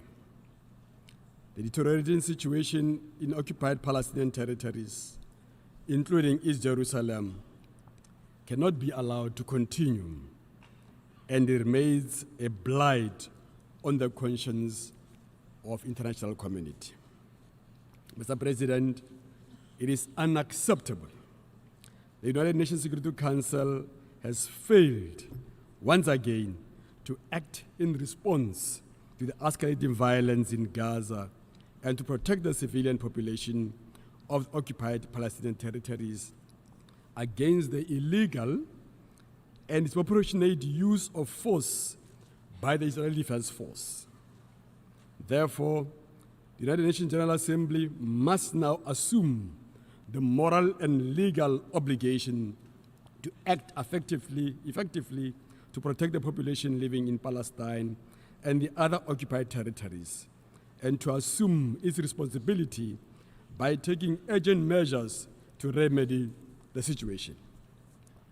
Mr. President, over the last few weeks, we have witnessed the violent aggression carried out by the Israeli armed forces along the Gaza border, which has led to the death of dozens of civilians who were taking part in a peaceful protest against the inauguration of the U.S. Embassy in Jerusalem.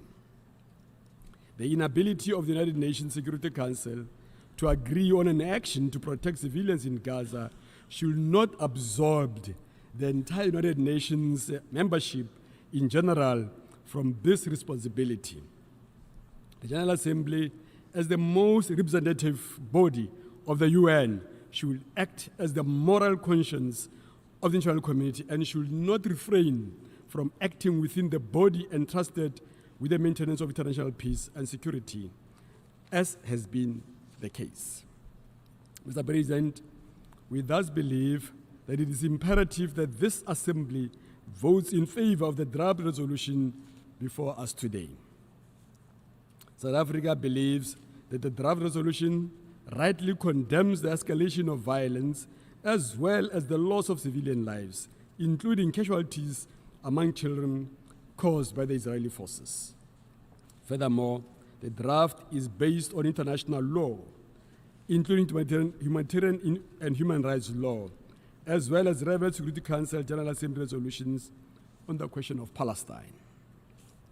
The draft makes reference to the protection of civilians, including children in armed conflict, as well as the protection of humanitarian personnel and journalists. We also fully support the request to the Secretary General to submit a report containing proposal on ways and means towards this end, as well as to make recommendation regarding an international protection mechanism.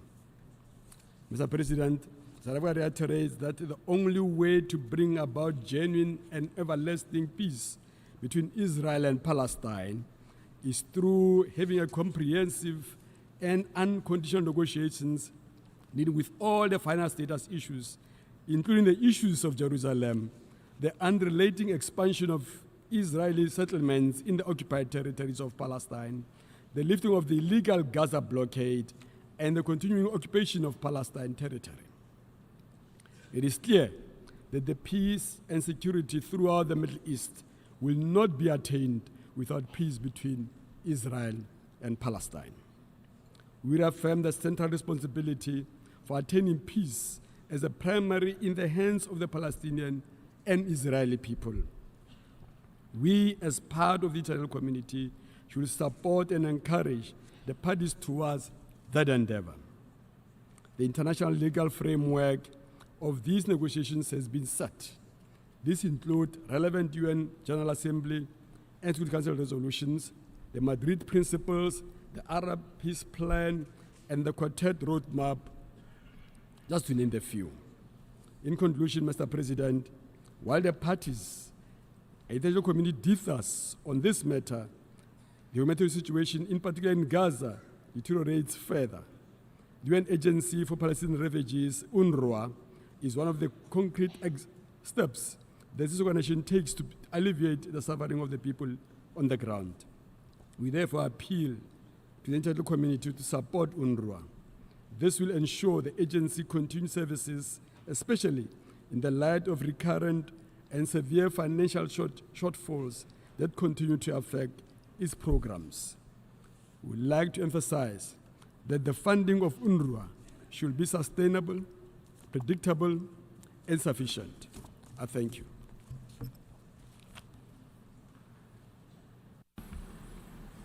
I thank the distinguished representative of South Africa.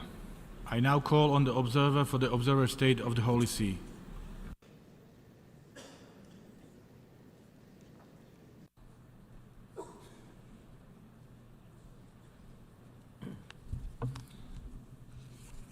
Mr. President, the delegation of the Holy See wishes to express its appreciation to the member states for their commitment to protect Palestinian civilian population and all civilian populations, to avert new rounds of violence, and to promote dialogue and negotiations between Israelis and Palestinians on the peace process.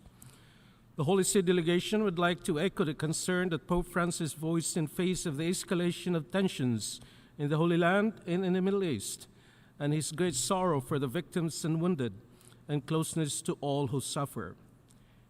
As the Holy See has we have repeatedly experienced, war begets war, violence begets violence, and the spiral of violence deviates even farther from the path of peace, dialogue, and negotiation.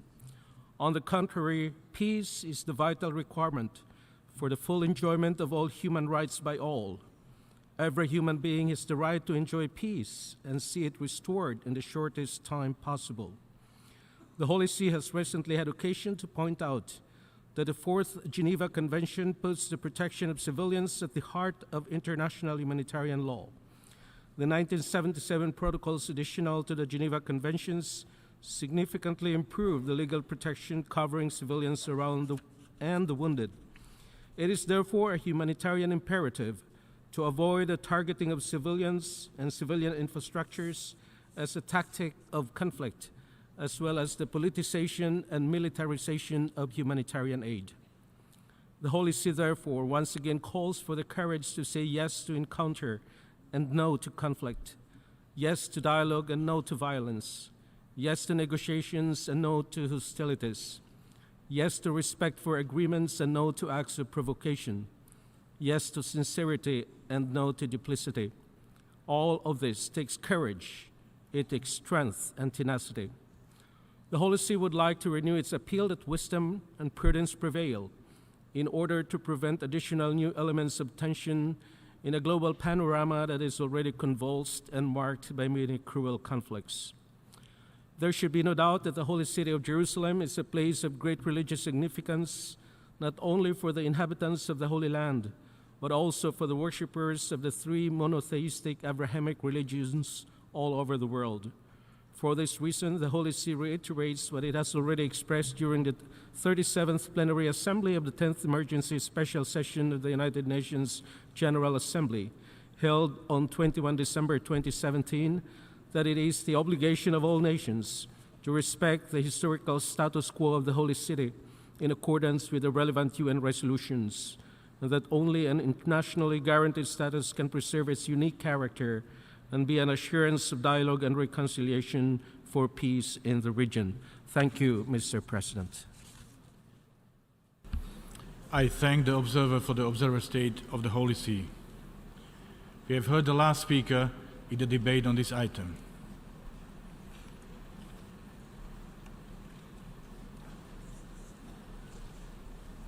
The Assembly will now take a decision on draft resolution A/ES-10/L23 entitled Protection of the Palestinian Civilian Population.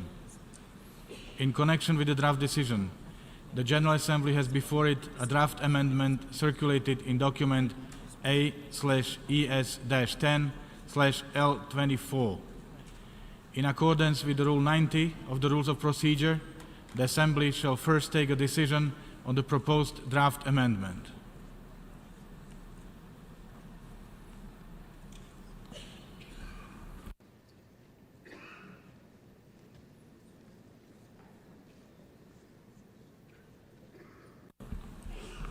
I now give the floor to the distinguished representative of Algeria. Thank you, Mr. President. On behalf of all co-sponsors of the draft resolution, the L23, I would like to put forward a no action motion regarding the amendment contained in document on the L24 under Rule 74 of the Rules of Procedure of the General Assembly.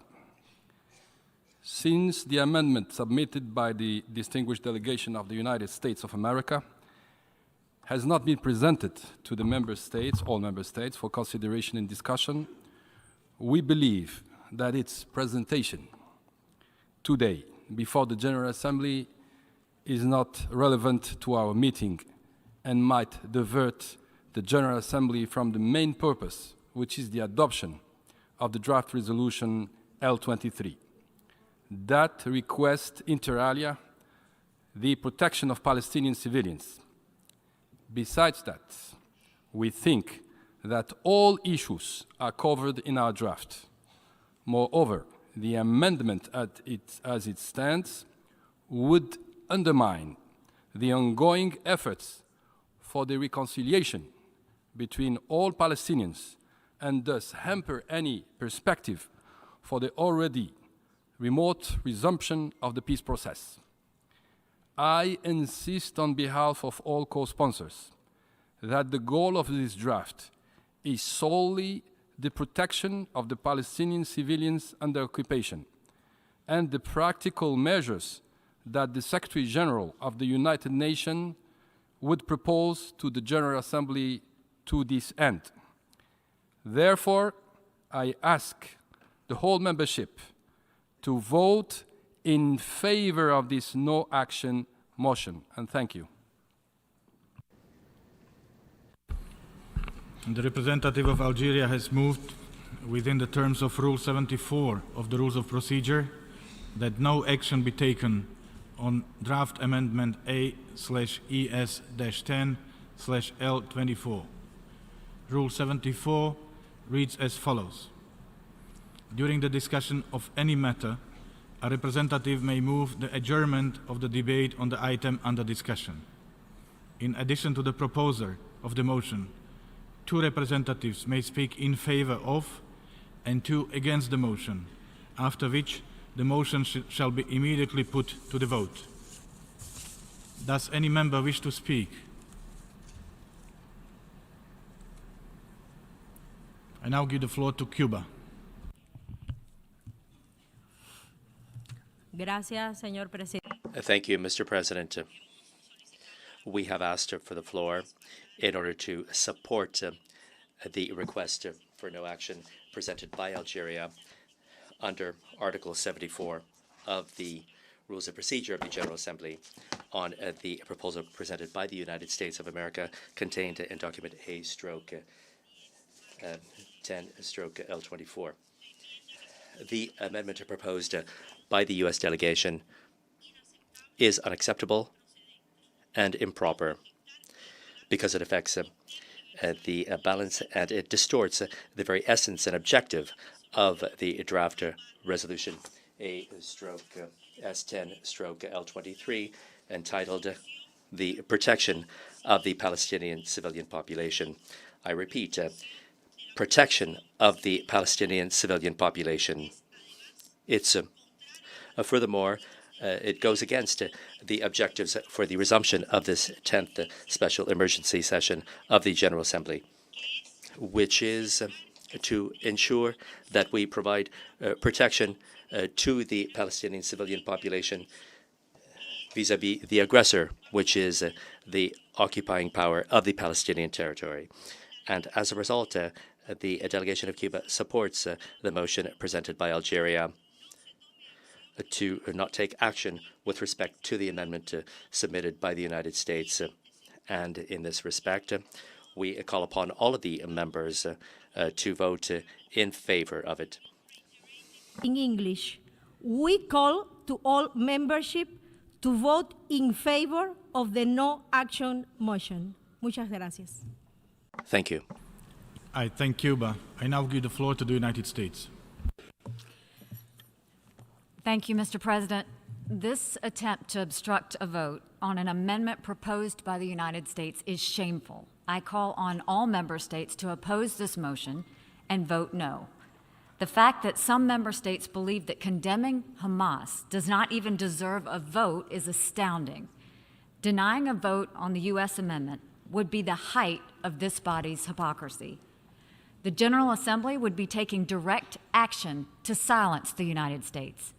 Nothing in our amendment is controversial. It would condemn Hamas for launching rockets, diverting resources to build military infrastructure, and obstructing humanitarian aid. These are issues where we should be united in condemning Hamas. This motion suggests that these issues are not even worthy of a vote in the General Assembly. What are you afraid of to vote on this amendment? Those who vote to stop action on the U.S. amendment are voting against condemning Hamas. You cannot claim to be against Hamas's actions, but still deny a vote on the amendment. Furthermore, the United States recalls the basic principle that the General Assembly should consider a legitimate and relevant matter proposed by a member state.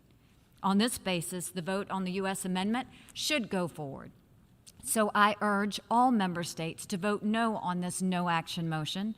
Our amendment takes a biased and unbalanced resolution and pushes the resolution in the right direction. Most of all, the amendment recognizes the reality of the situation on the ground and the reality of Hamas's actions that have been counterproductive to peace. The United States again calls on all member states to oppose this no action motion by voting no. Thank you. I thank the United States. I now give the floor to Bangladesh. Thank you, Mr. President. The delegation of Bangladesh takes the floor to support the no action motion requested by the delegation of Algeria in regards to the amendment contained in document L24. The objective and purpose of the draft resolution contained in document L23 is to provide, in accordance with the provisions of international law, needed protection to the Palestinian civilian population living under Israel's occupation. We cannot accept an amendment that in any way providing pretexts that excuse the killing of peaceful Palestinian protesters and the violation of their rights and divert the objective of ensuring protection to them. The draft resolution in L23 is a balanced text that is fully grounded in international law and comprehensively addresses the situation on the ground and all violations against civilians. Attempts to undermine the balance of the text and to shift responsibilities and focus cannot be considered as a genuine effort to improve the text. We reject this measure and therefore support the no action motion and urge all to vote yes.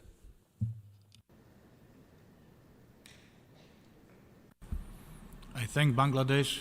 I now give the floor to Canada. Mr. President, Canada takes the floor to express its disappointment that a no action motion has been presented on the proposed amendment to the resolution on the protection of the Palestinian civilian population. As a matter of principle, Canada believes that resolutions put before the General Assembly deserve to be examined on their merits, as do any amendments to these resolutions. We understand and respect that member states have differing views on this amendment, and they have every right to express those views through a vote. However, what we cannot accept is the attempt to prevent legitimate debate. Canada will vote against this no-action motion, and we ask all member states, no matter what your views may be on the proposed amendment itself, to vote against it as well on principle. Thank you. I thank Canada.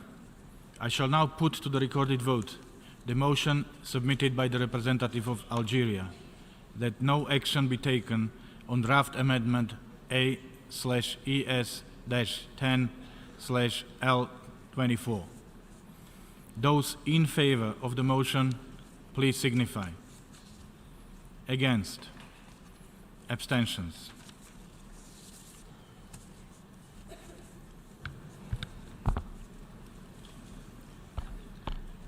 The General Assembly is now voting on the motion submitted by the representative of Algeria that no action be taken on draft amendment A/ES-10/L24. Will all delegations confirm that their votes are accurately reflected on the screen?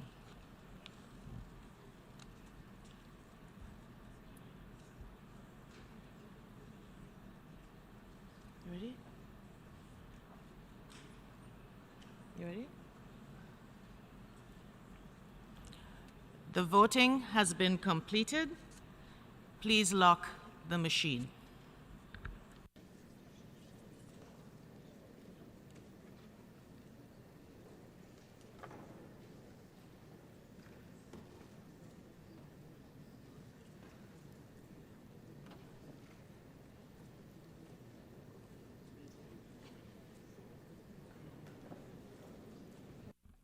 result of the vote is as follows. In favor, 59. Against, 78. Abstentions, 26. The motion is not adopted. Since the motion for no action is not adopted, the Assembly, in accordance with Rule 90 of its Rules of Procedure, will proceed to take a decision on draft amendment A/ES-10/L24.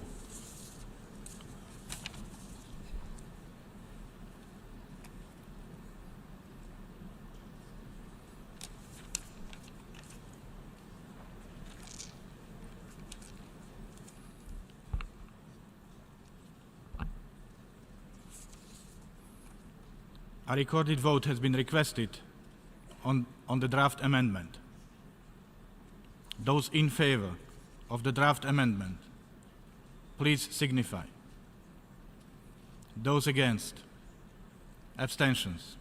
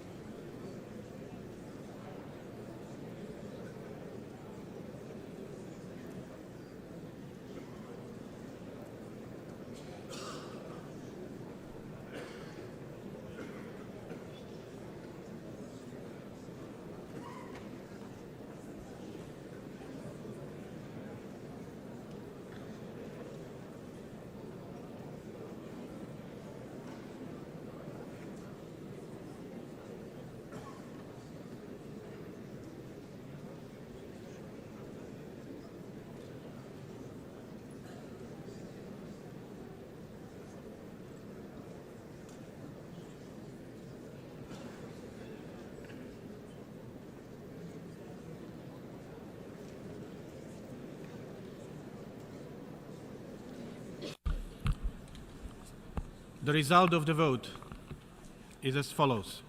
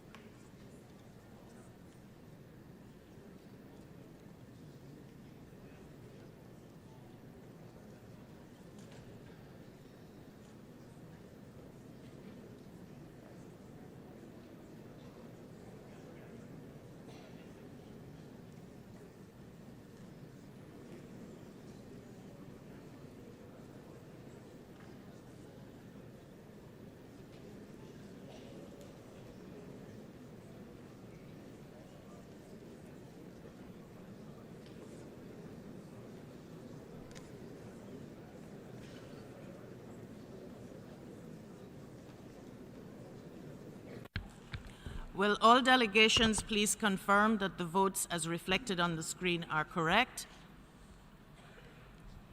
Please lock the machine.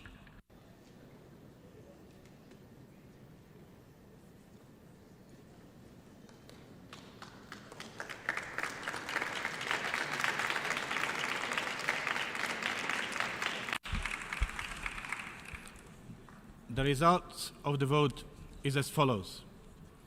In favor, 62. Against, 58. Abstentions, 42. May I remind the delegations that Rule 84 of the Rules of Procedure reads as follows. Decisions of the General Assembly on amendments to proposals relating to important questions and on parts of such proposals put to the vote separately shall be made by a 2/3 majority of the members present and voting. The draft amendment contained in document A/ES-10/L24 is not adopted.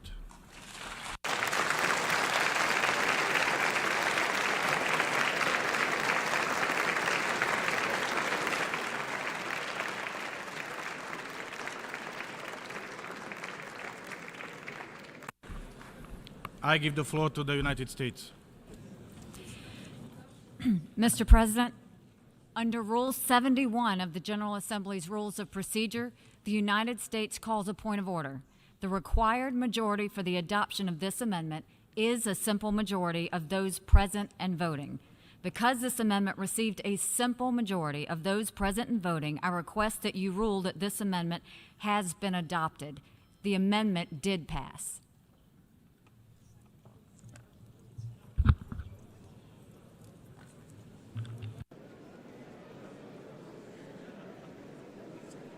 Because otherwise, you'll have to.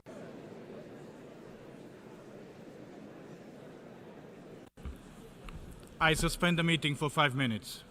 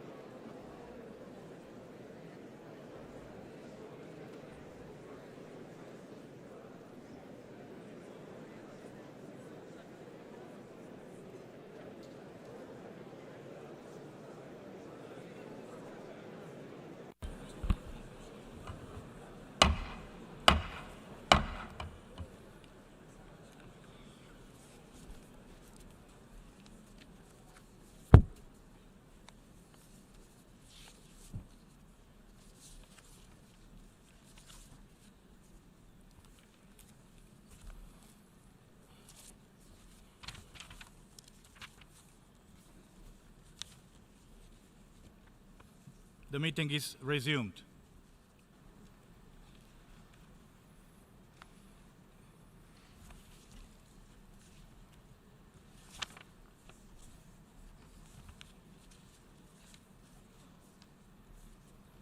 I announce the outcome of the vote on the basis of the Rule 84 of the Rules of Procedure that says decisions of the General Assembly on amendments to proposals relating to important questions and on parts of such proposals put to the vote separately shall be made by a 2/3 majority of the members present and voting.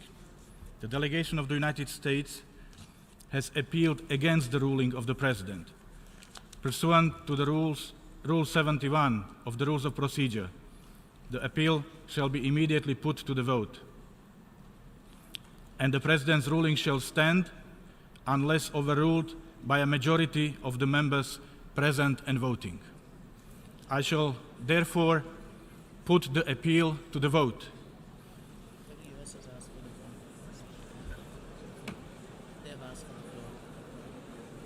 But before I give the floor to the United States. Mr. President, the United States appeals your ruling under Rule 71. The United States requests that this appeal be put to a vote, and we thank you for that. And the United States requests that all delegations vote yes in favor of this appeal of the President's ruling. Thank you. As I announced a while ago, the delegation of the United States has appealed against the ruling of the President, and pursuant to the Rule 71 of the Rules of Procedure, the appeal shall be immediately put to the vote, and the President's ruling shall stand unless overruled by a majority of the members present and voting. I shall therefore put the appeal to the vote. Those in favor of the appeal made by the delegation of the United States should vote yes. Those against the appeal made by the delegation of the United States should vote no, and abstentions.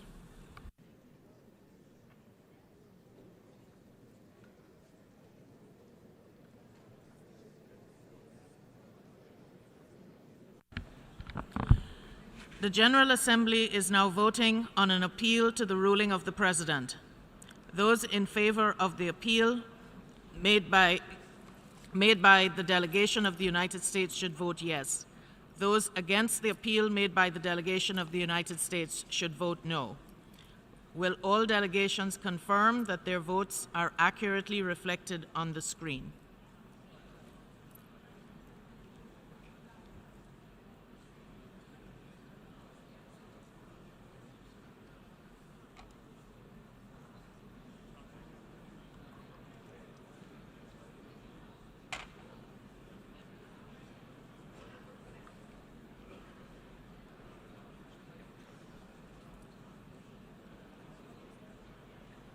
Those against the U.S. vote no.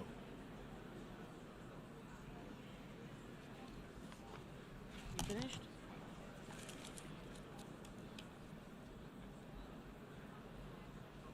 So those in favor of the appeal are 62.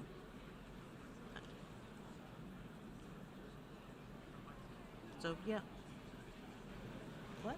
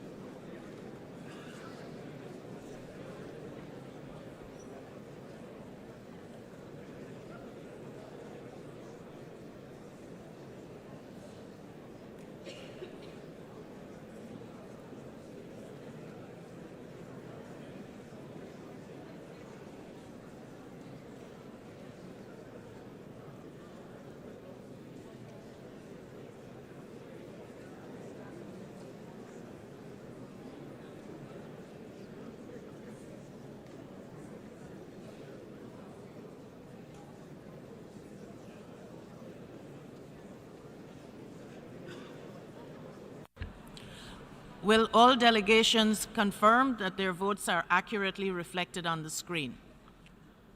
Okay, now you can give to China. I give the floor to China. Mr. President, I noted that there was a problem with my voting machine. My position for voting has not been reflected on the screen. Thank you.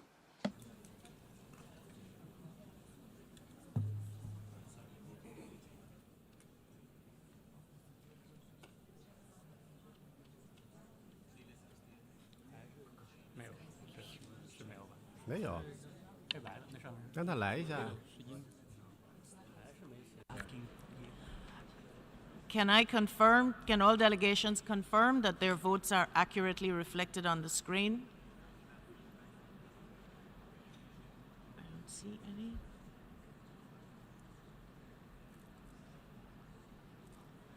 China. I give the floor to China. The machine is still not working, so my voting position is not reflected.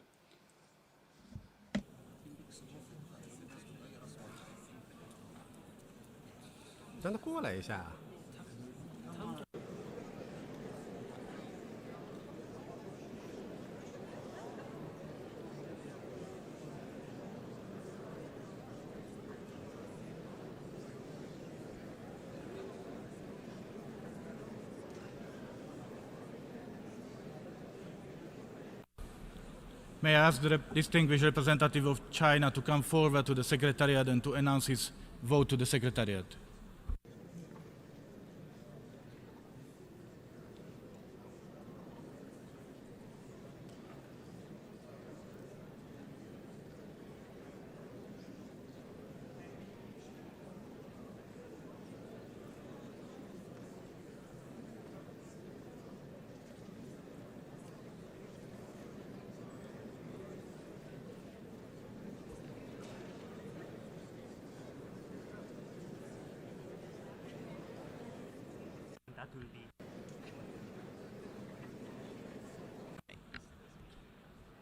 China has informed the Secretariat that its vote is no, and the voting results will be accordingly reflected. Please lock the machine.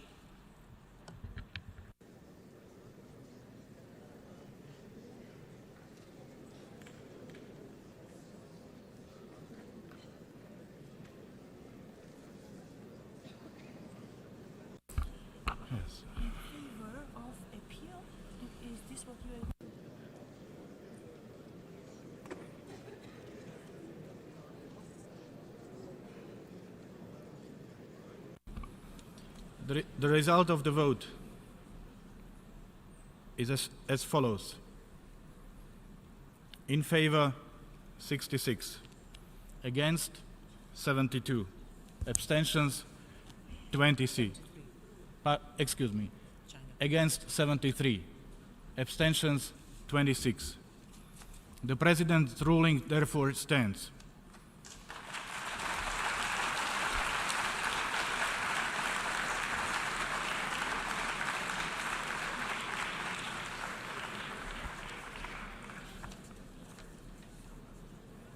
The Assembly will now take a decision on the draft resolution A/ES-10/L23.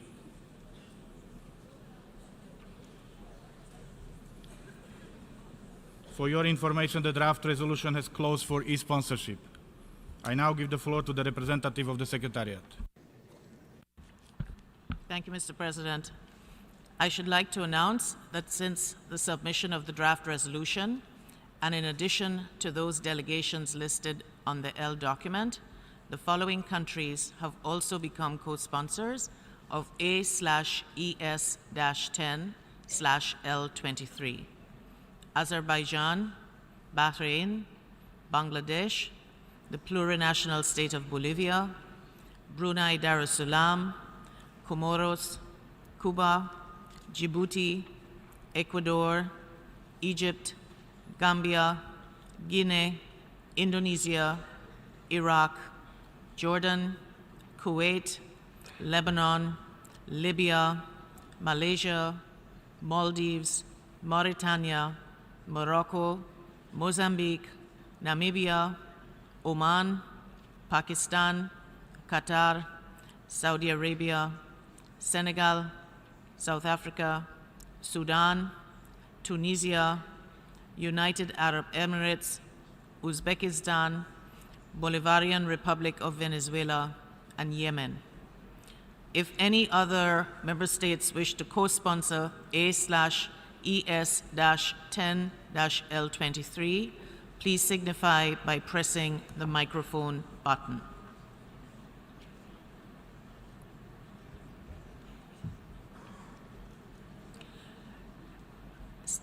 I will add Sierra Leone, Guinea-Bissau, United Republic of Tanzania, and Zimbabwe. Thank you.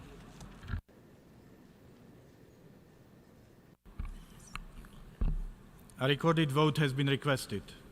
We shall now begin the voting process. Those in favor of draft resolution A/ES-10/L23, please signify. Those against? Abstentions?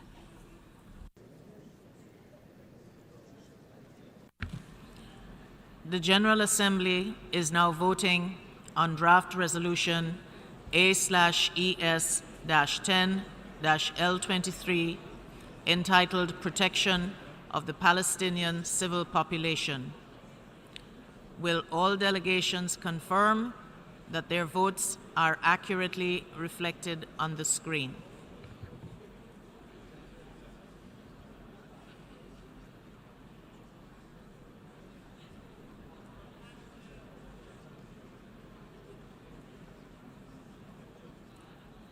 Is China there?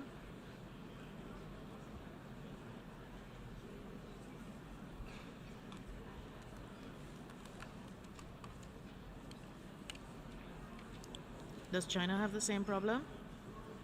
Okay. Okay. Okay. Thanks. The voting has been completed. Please lock the machine.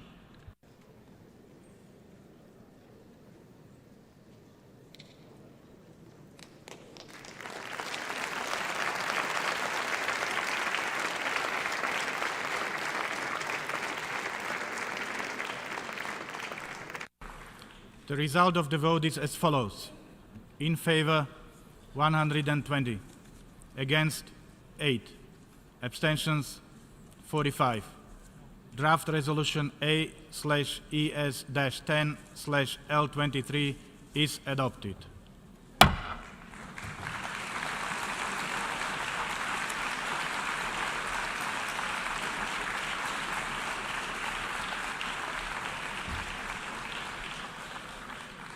Before giving the floor for explanation of vote after the vote, may I remind delegations that explanations of vote are limited to 10 minutes and should be made by delegations from their seats.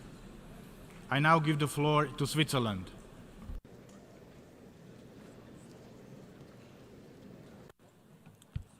Thank you, Mr. President.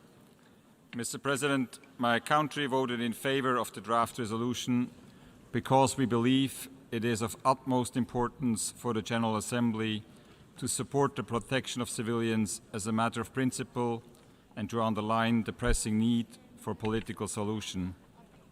However, we condemn in the strongest terms the indiscriminate attacks of Hamas against civilian targets in Israel in contravention to international humanitarian law and would have preferred a text that clearly reflects their responsibility. That is why we have voted in favor of the proposed US amendment. We urgently call on all parties to take steps immediately to de-escalate the situation and to show utmost restraint to avoid further loss of life. Thank you. I thank Switzerland. I give the floor to Norway.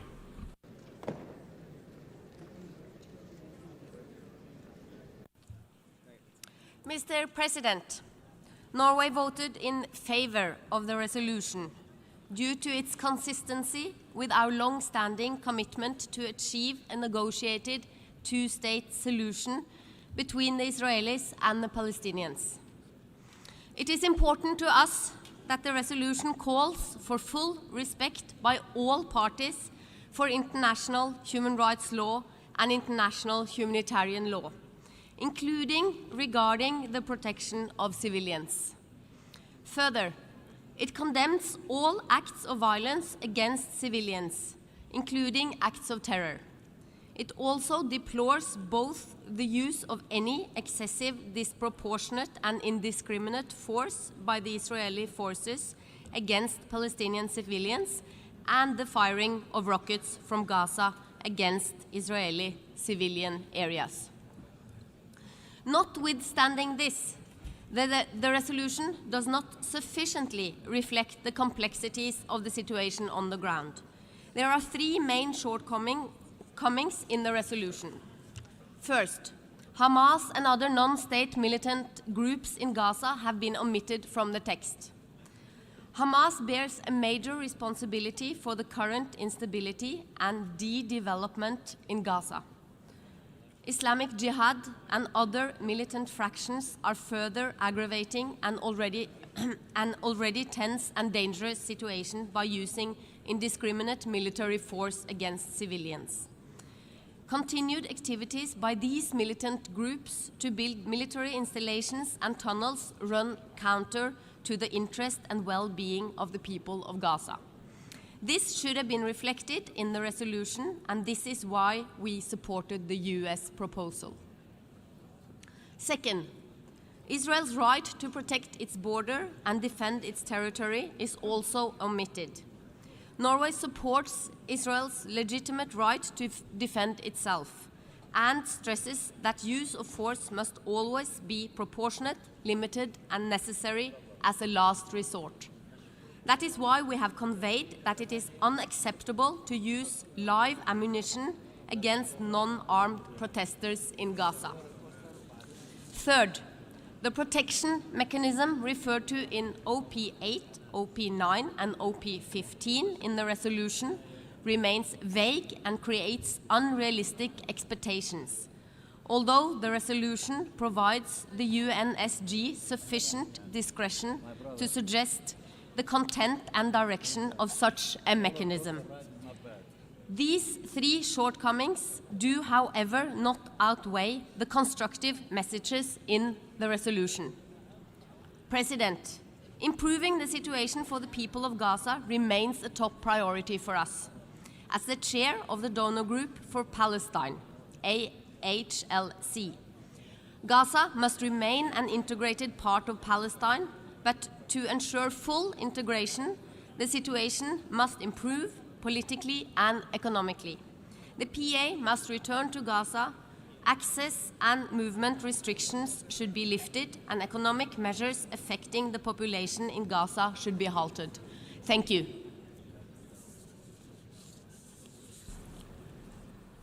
I thank Norway. I give the floor to Australia. Thank you, Mr. President. Australia expresses its deep regret and sadness at the loss of life and injury that occurred during the protests in Gaza. Australia remains extremely concerned about the situation in the Gaza Strip, particularly the humanitarian outlook. We encourage Member States to provide certainty and predictability for UNRWA to enable it to deliver continued services in the Gaza Strip. Australia agrees with aspects of this resolution. We support the right to peaceful protest and respect for international humanitarian and human rights law. We agree that the firing of rockets from Gaza towards civilian areas of Israel is reprehensible and completely unacceptable. However, this resolution fails to refer to some significant matters. It is a significant concern that the resolution fails to mention Hamas by name and address concerns about Hamas's role in the Gaza protests. The failure to pass an amendment referring to Hamas's role reflects the one-sided nature of the current resolution. The resolution also fails to mention Israel's legitimate security concerns or its need to protect its own population. We are also concerned that the resolution's request for a report into civilian protection options is expressed vaguely and that the possibility of an international mechanism may raise expectations unrealistically. For these reasons, Australia has voted against this resolution. However, we are steadfast in our vision for peace. Australia remains committed to a two-state solution, a future where Israel and a Palestinian state exist side by side in peace and security within internationally recognised borders.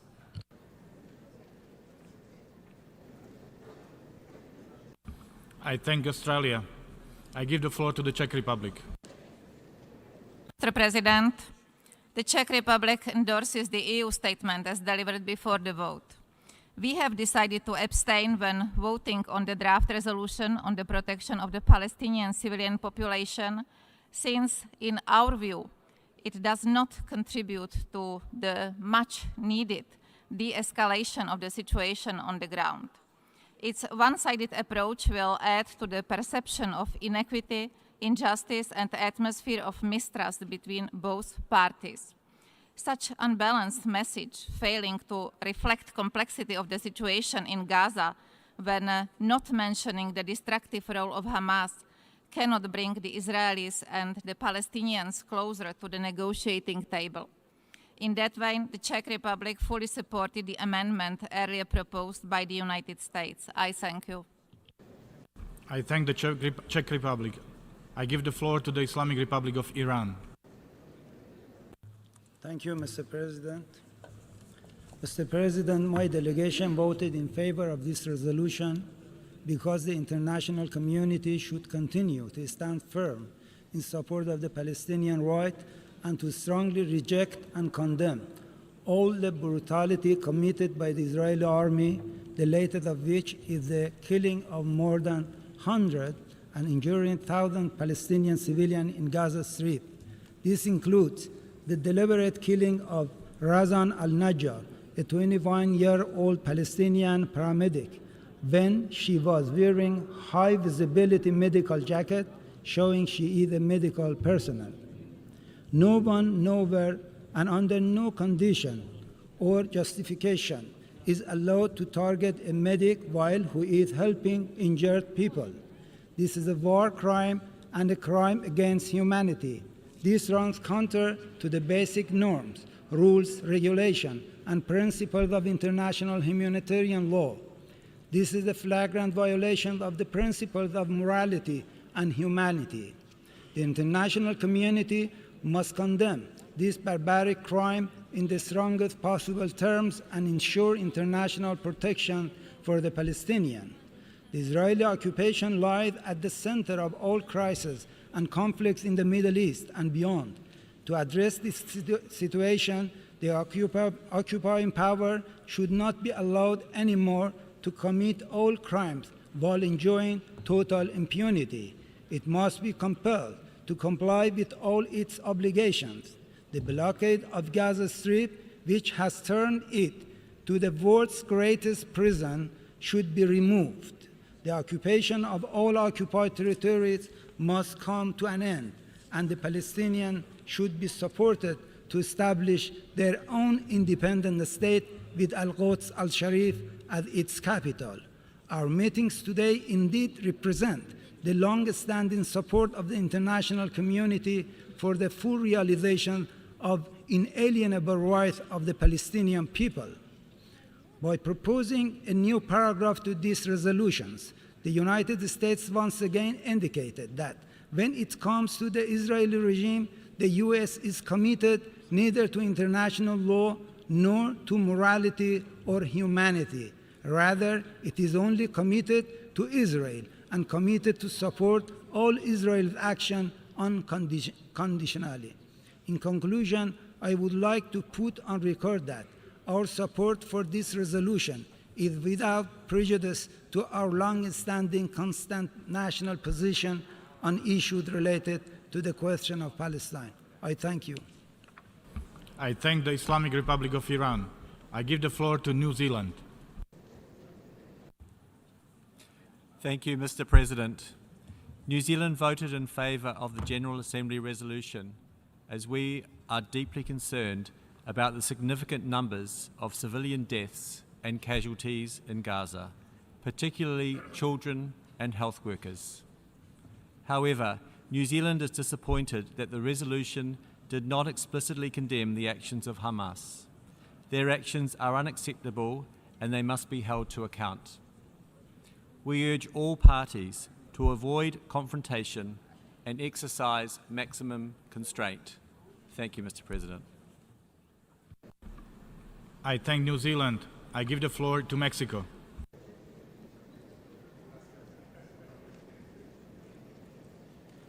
Gracias, señor presidente. Thank you, Mr. President. Mr. President, even though Mexico abstained, we would like to underscore the importance of ensuring the protection of the civilian population, the Palestinian civilian population. And in that respect, we support the request for the Secretary General of the United Nations to submit a report with possible measures in order to guarantee the protection of Palestinian civilians, including recommendations on a protection mechanism, an international protection mechanism. Thank you very much. I thank Mexico. I give the floor to the United Kingdom.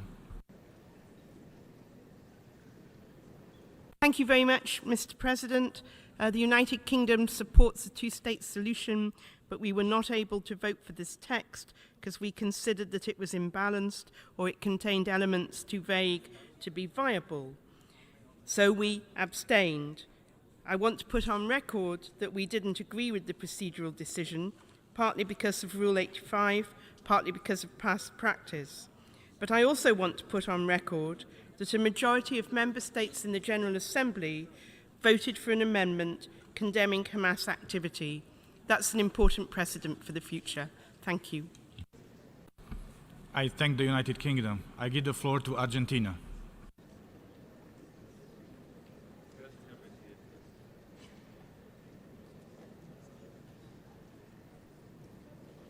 Microphone for Argentina. Gracias, señor presidente. Thank you, Mr. President. Argentina shares the concern of the international community for the escalation of violence in the Middle East, and in particular as a result of the serious tragic events in the Gaza Strip.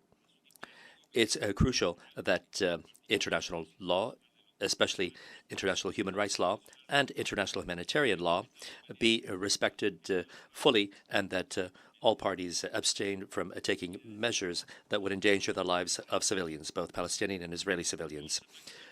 All attacks against innocent civilians warrant a clear condemnation, and in these circumstances, Argentina reiterates its condemnation of the acts that in recent months have led to the deaths of civilians in the Middle East, and in particular in the Gaza Strip. My country reiterates its appeal to take urgent measures in order to diffuse violence and put an end to the suffering of the civilian population. And in that respect, all the actors involved should take the necessary measures so that humanitarian assistance could reach people who need it the most in the Gaza Strip, and in particular children, women and the elderly. In the draft resolution that we voted on, we see many of the concerns shared by Argentina. And so my country's abstention should not be seen as a condoning of the violations of international humanitarian law. On the contrary, my country reiterates its request to Israel to fully respect the Geneva Conventions, as well as other applicable international norms which can be applied to the occupied Palestinian territories, as well as the resolutions on protection of civilians by this General Assembly and by the Security Council. This draft also vigorously condemns the attacks against the civilian population. My country, as I've already said, firmly supports this condemnation. And however, it should be clear that any attack against innocent civilians must also be condemned by whomever commits it. However, my country considers that in the language in the resolution which refers to the rocket attacks carried out by Hamas from the Gaza Strip to Israeli targets is not sufficiently firm. It implies a differentiated treatment vis-à-vis the Palestinians and Israelis. This is one of the reasons why my country voted to abstain in this draft. And regrettably, our concern was not included in the text. The lack of the possibility of a negotiated solution to the Israeli-Palestinian conflict is, in the current circumstances, one of the concerns that the majority of the international community shares, as was expressed in different circumstances in this General Assembly, as well as in other bodies of the United Nations. Argentina reiterates that a negotiated solution which considers a two-state solution of two states living in peace and security within safe and internationally recognized borders is the only path that would make it possible to fulfill the legitimate aspirations of the people of Israel and Palestine. All those present here must renew their commitment so that peace negotiations can resume as soon as possible and thus put an end to this conflict, which regrettably has gone on for so many decades. Thank you very much, Mr. President. I thank Argentina. I give the floor to Guatemala. Señor Presidente. Mr. President, Guatemala, as a state party to the Geneva Conventions of 1949 and its additional protocols related to the legal standards that regulate the protection of victims in international armed conflicts and non-international conflicts. We consider this the cornerstone of international humanitarian law. The Geneva Conventions and its protocols establish very clear rules when it comes to the way in which these confrontations could be reduced and its effects reduced. And thus, in accordance with the first article of these conventions, we respect we encourage respect for international humanitarian law in all circumstances. Guatemala shares the concern of the international community over the intensification of violence against innocent civilians, including the acts of terror, as well as all of the provocative acts or incitements or destruction. We are concerned by the serious situation in the Gaza Strip. However, we believe that this resolution does not lead to a comprehensive solution to the crisis. It's not balanced for Israel, nor does it give the necessary conditions to initiate credible negotiations in order to achieve a comprehensive, just, and lasting peace between Israel and Palestine. And for this reason, Guatemala abstained today. Thank you very much, Mr. President. I thank Guatemala. I give the floor to Canada. Thank you, Mr. President. This vote comes at a critical time for the people of Gaza, who continue to suffer a dire humanitarian crisis, and for Israeli citizens who recently found themselves once again seeking shelter from rockets and mortars. Canada deplores and is gravely concerned by the violence in the Gaza Strip that has led to a tragic loss of life and many injured people, including civilians, members of the media, first responders, and children. Canada agrees that all parties must respect international human rights law and international humanitarian law.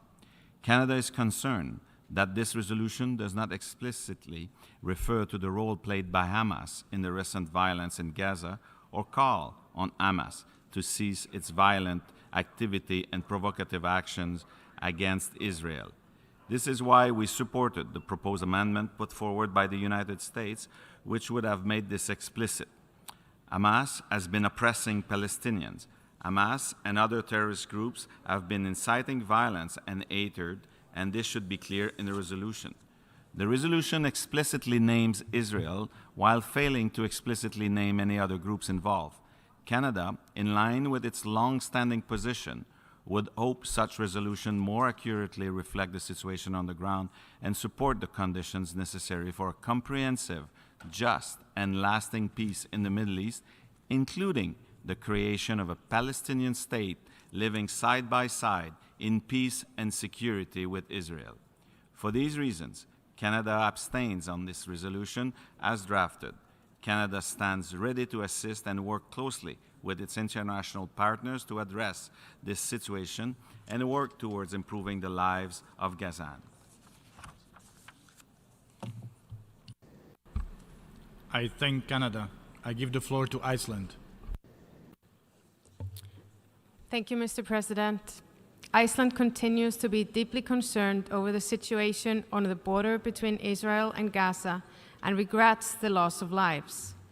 Protection of civilians is a cornerstone of international humanitarian law. We urge political leaders on both sides to exercise restraint and avoid further violence and casualties. While we would like to stress that Israel has the right to defend itself under attack and secure its borders against violent incursion, the exercise of that right must be proportionate. The use of live ammunition and the number of fatal casualties raises serious questions on the proportionality of the response. We continue to support an independent and transparent investigation into recent incidents. At the same time, we urge Palestinian leaders not to inflame the situation further. Any demonstration must be peaceful. Those who intentionally place civilians in harm's way are in breach of international law. On this basis, we decided to support the resolution put forward here today, although we would have preferred the text seeking a better balance with regards to the current concerns just raised. We therefore also supported the proposed amendment that was put forward by the United States. Iceland is committed to a two-state solution where Israel and a Palestinian state exist side by side in peace and security. This objective will not be reached if Israel continues its settlement policies and its blockade of Gaza, and if Hamas continues to use its position in Gaza to fan the flames of radicalism. A peace process needs urgently to be put back on track. Otherwise, we run the risk of violence continuing and conditions deteriorating even further. I thank you, Mr. President. I thank Iceland. I give the floor to Singapore. Thank you very much, Mr. President. My delegation would like to make the following points to explain our decision to abstain on the draft resolution. In our view, the resolution does not sufficiently reflect the complex situation on the ground. Singapore is deeply concerned over the deteriorating situation in Gaza, including the civilian casualties arising from violence along the Israel-Gaza border. Singapore maintains the principled position on the primacy of the protection of civilians during times of conflict and the necessity for all sides to exercise restraint and reduce tensions. At the same time, we acknowledge Israel's right to self-defense and protection of its civilian population. We urge all parties involved to exercise restraint and to do their utmost to protect civilians on both sides of the border while taking urgent steps to de-escalate the situation. All have the responsibility to bring an end to the violence and restore calm. Singapore also reaffirms its position in support of a negotiated two-state solution with Israel and Palestine living side by side in peace and security. Thank you very much, Mr. President. I thank Singapore. We have heard the last speaker in explanation of vote after the vote. In accordance with the terms of paragraph 17 of the resolution just adopted, the 10th Emergency Special Session of the General Assembly is adjourned.